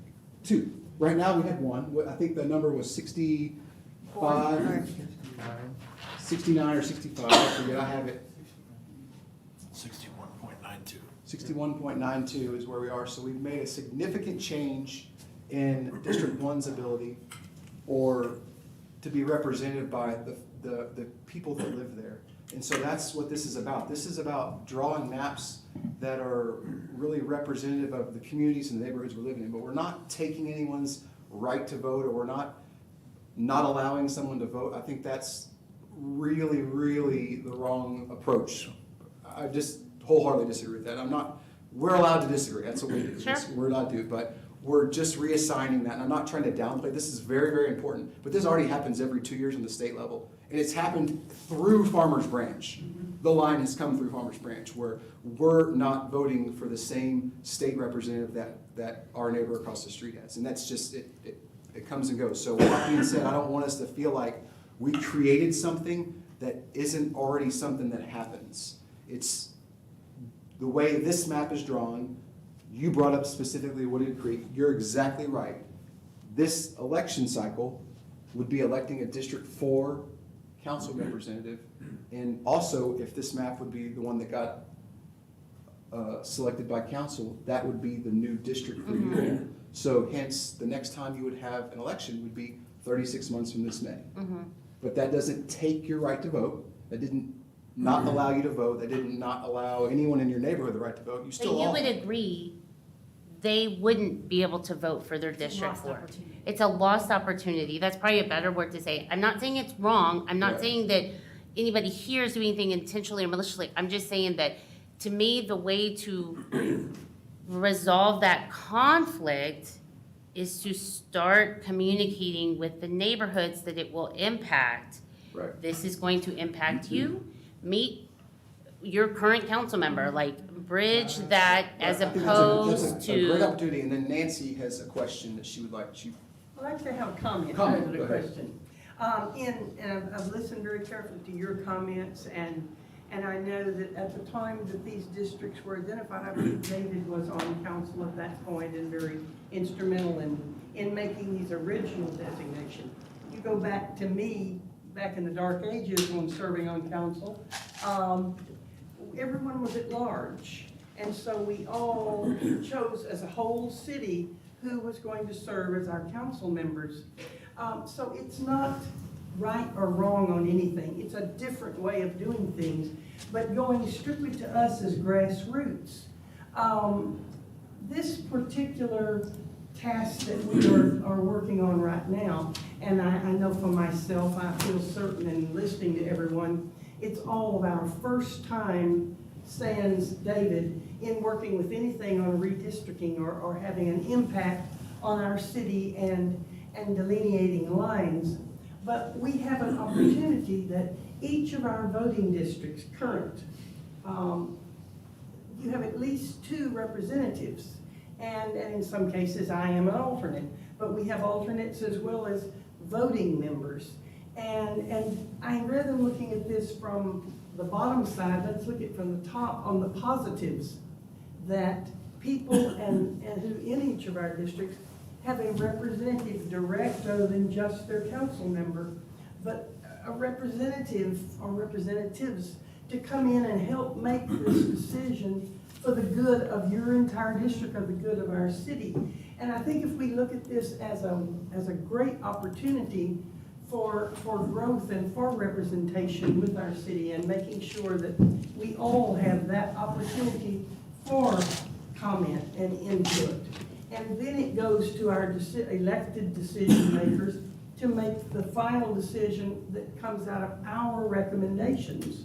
So I look at this strictly as a positive exercise, not that something's being taken away from us, but actually is being given to us and expanding on what is being given to us rather than taking away. That's my comment. Yeah, and I also would agree with you, but it's like, you spend a lot of time getting to know your councilman, which I have, and then, then I'll have a new one, and, that's just part of it, and that's just how it is. And so, we'll all still be friends. So when we went to this, there was a similar issue. We all got to vote every single year for the at-large council people. When we went to this, only 2 districts got to vote. The other 2 districts didn't get to vote for 1 and 2 years. So it wasn't that you lost your voting rights, it's just that to satisfy the criteria of the lawsuit and case law, we had to adjust how the voting goes.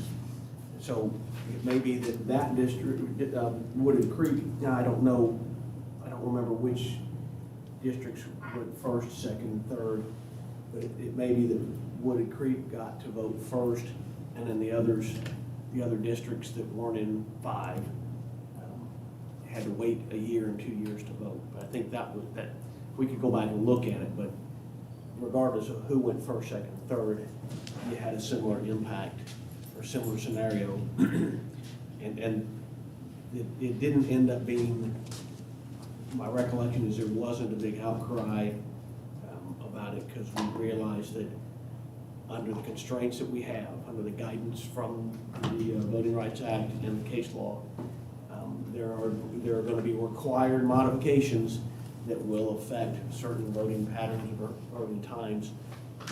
It doesn't, but it doesn't take away from the fact it is a legitimate concern, and then it's just a question of if a particular neighborhood is affected, like Wooded Creek, and how do you communicate with them, or what is the appropriate way to communicate with them? And I don't know if there's a 100% correct answer. It's something that either we can talk about, or we can pass back to council and let them think about how they want to address this issue, because ultimately they're the ones that are going to get the constituents coming to the meetings to Sure. voice their public opinion. Sure. Has this been, So if I know we- that it's, I'm so sorry. Yeah, I was just thinking about, I live right here, and I'm supposed to vote for the mayor and the council this coming May, not the one we're in, but this following May, 23. And so if we get moved to 5, that would mean that we wouldn't vote until 24, which is when districts 3 and 5 come up. So it's almost a, kind of like a Waterfall? like a waterfall, or, you know, now I'm gonna go back and I'm gonna read the minutes, and I'm gonna listen to the meetings when this went down to see how it played out, because obviously, everyone got to vote. And then a third of the city gets to vote. And that happened at one time.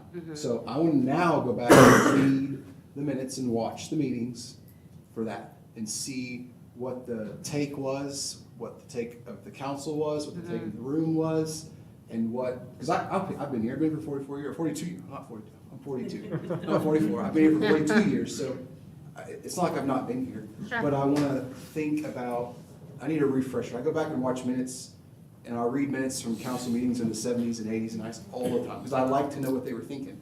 I'd like to know what they were thinking in 1979 when they decided to go buy some unincorporated land up in Denton County, which became our landfill, which pays for trash, and it was genius. I'd like to know what they were thinking. And that's, you know, obviously now I'm gonna go spend another 30 hours. Are you saying staggering the elections instead of it being everybody votes in Farmers Branch? That's for- what we used It's to do. always, That's yeah. what they did. So we had that. We used to have everyone vote. It used to be everyone voted all at one time. Everyone voted, it was everyone at large, and the 5 council members Yeah. had to put signs everywhere, Uh-huh. because they all had to get everyone to vote for them. And so when we were districted, it was staggered into an election where only a third of the city votes Oh, that's okay. every, Well, actually, that stagger occurred when you went to 3-year terms. 3-year terms. Yeah, because it used to be they were just 2-year terms. Right. And then the charter got amended to extend the term to 3 years, and that's when you start staggering your elections. And when when the districts were adopted, we, in part, you know, continued to hold on to that stagger. We didn't change the stagger of elections, but we assigned which ones were gonna be up first, and so, and the first one up to bat, of course, one of them had to be the District 1 majority district, in order to get that, So that means it would have been 1 and 4 yeah. that did it. Yes. Because it's always been 1 and 4, 3 and 5, Yeah. and 2 in the mayor. Yeah. So would it be better if they all voted at the same time, or was that an issue and that's why they? We can't, That doesn't change. we can't couldn't, I mean, under the lawsuit, we had to break it out into districts, and I think, I'm trying to think if we, to make sure there's continuity in council, you didn't want to have every council member up in the same year, because if you could have a complete wash, and you've got nobody, including the mayor, I and see. 5 council members with any experience, and you'd have a rudderless ship at that point, so that's. Sorry, that was irrelevant. Okay, so Curious. I think we've stumbled on a fantastic question, and obviously this is good for all of us to talk about, but, you know, one of the things that I put on to staff is that communicating once we start dialing into getting to where we would like them at, and we have our good, better, or best, figuring out how they're gonna communicate that to everyone, because it's not, everyone's affected, but some places are affected far more than others. And I think that being able to communicate that is gonna be very, very important. And Bronson and Nancy will both be able to concur on this, I think they will, is no matter how hard council tried to communicate, stuff that related to a particular neighborhood or the city as a whole, there is a large portion of the population that just isn't paying attention to the city, the minutia of the city. We send out the water bills, we have the all kinds of electronic media that we send stuff out, Signs we in have the- newsletters. In the media, There's still the stuff that you would think was of significant issues, that once it came up to vote or it was already passed, then people started hearing about it. So, oh my God, how come they didn't tell us? And it was in the water bill, and it was in all these places. And so it's very difficult to effectively communicate, even if you try to go door to door. You get one house in 5 that somebody answers the door. So it's tough. And so you post something on the door and somebody grabs it and rolls it up because it's trash. It's another political flyer. It's somebody. But then you've at least told them. That's what I was gonna say. Well, that's, I mean, but yes. So. You that at was least the- done your part to like tell people, so I would say, I mean, I don't know how often this has been put out to the community that we're redistricting. I know there was, First time. Every week. Oh, I'm sorry, I misunderstood. it's every week, every newsletter, it's. oh, it's, Well, since first of the year, I guess. I've seen it multiple times. I don't know if we have. Send it We letter. post it every Thursday before our meeting, we have to post it, by law. You have to go- Finally, you have to go somebody look for it. says you're not crazy.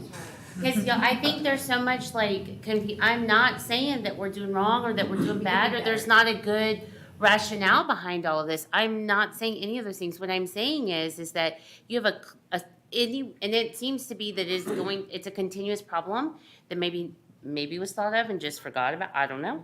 But if you have folks moving from one district to another, the communication needs to exist, that this is what is going to happen. verbiage should be Meet there. your new person, and bridge that gap. And if they don't respond, that's on them, but at Yeah. least the communication's been done and put out Not there. just that we're redistricting, which of course that goes hand in hand, you might get a new, but I think if the verbiage is there saying, How does it affect you?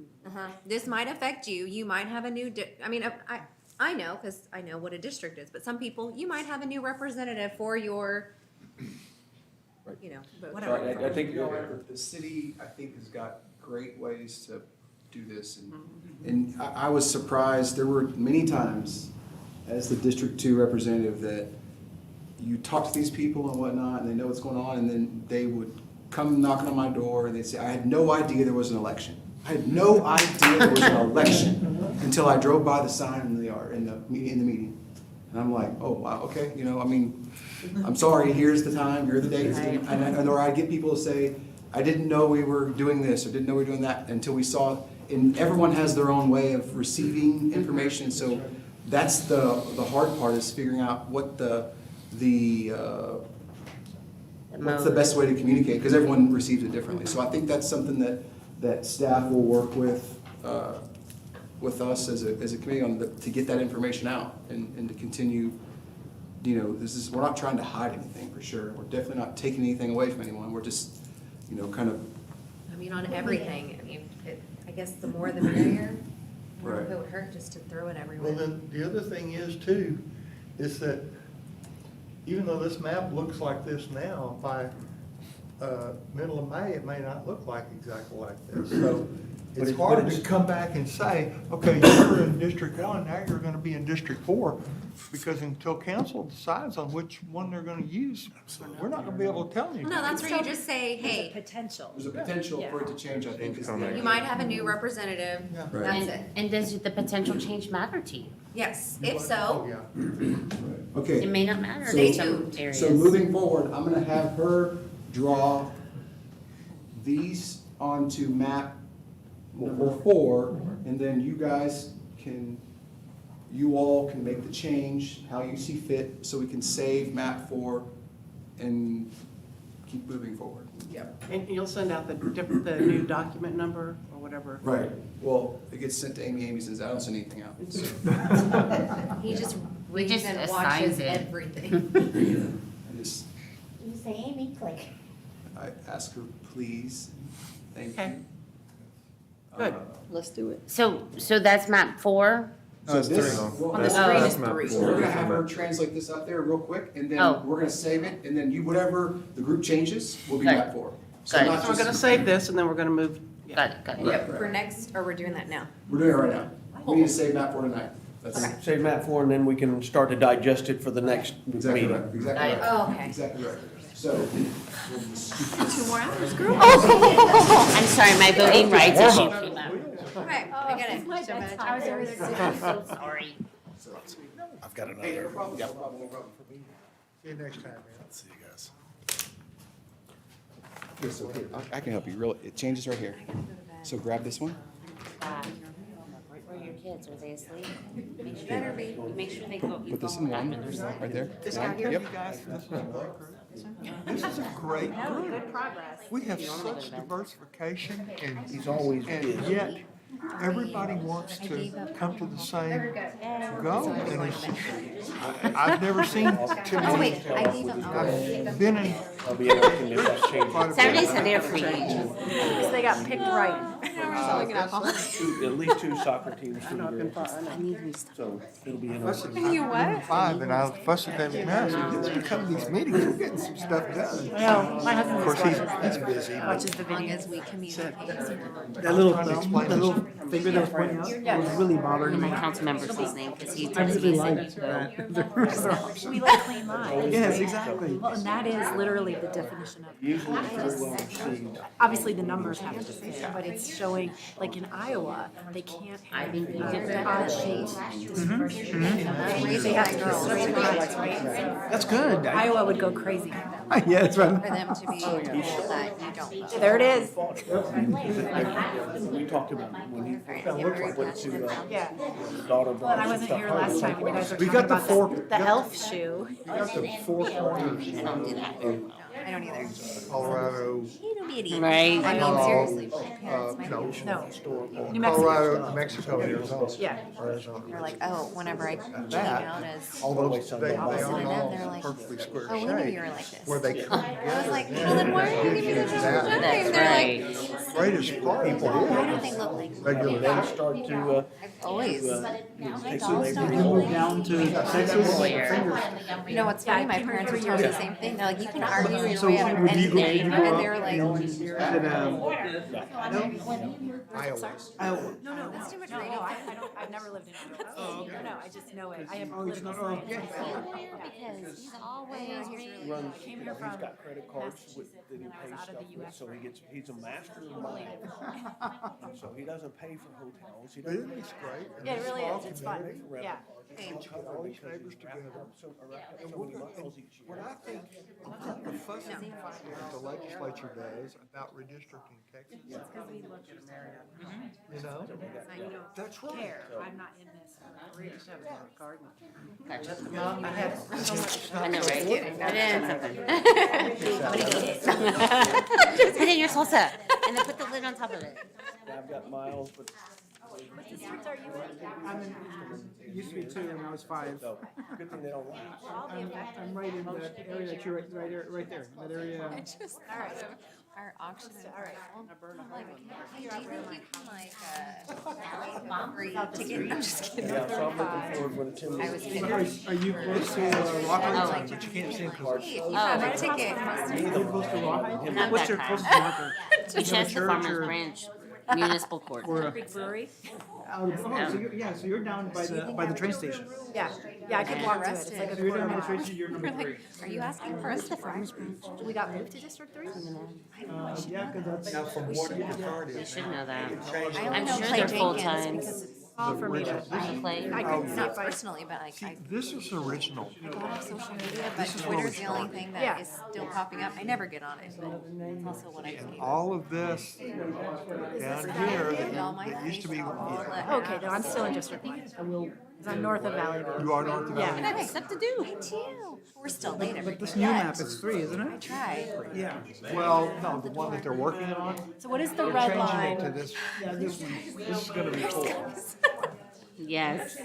Yeah, you're saying District And I think if we did Yeah, it, so you're in District 4? No, I'm in District 1. Oh, I okay. know it I takes think it will less stay than 4 District minutes to get there. Push it to the last minute. Uh-huh.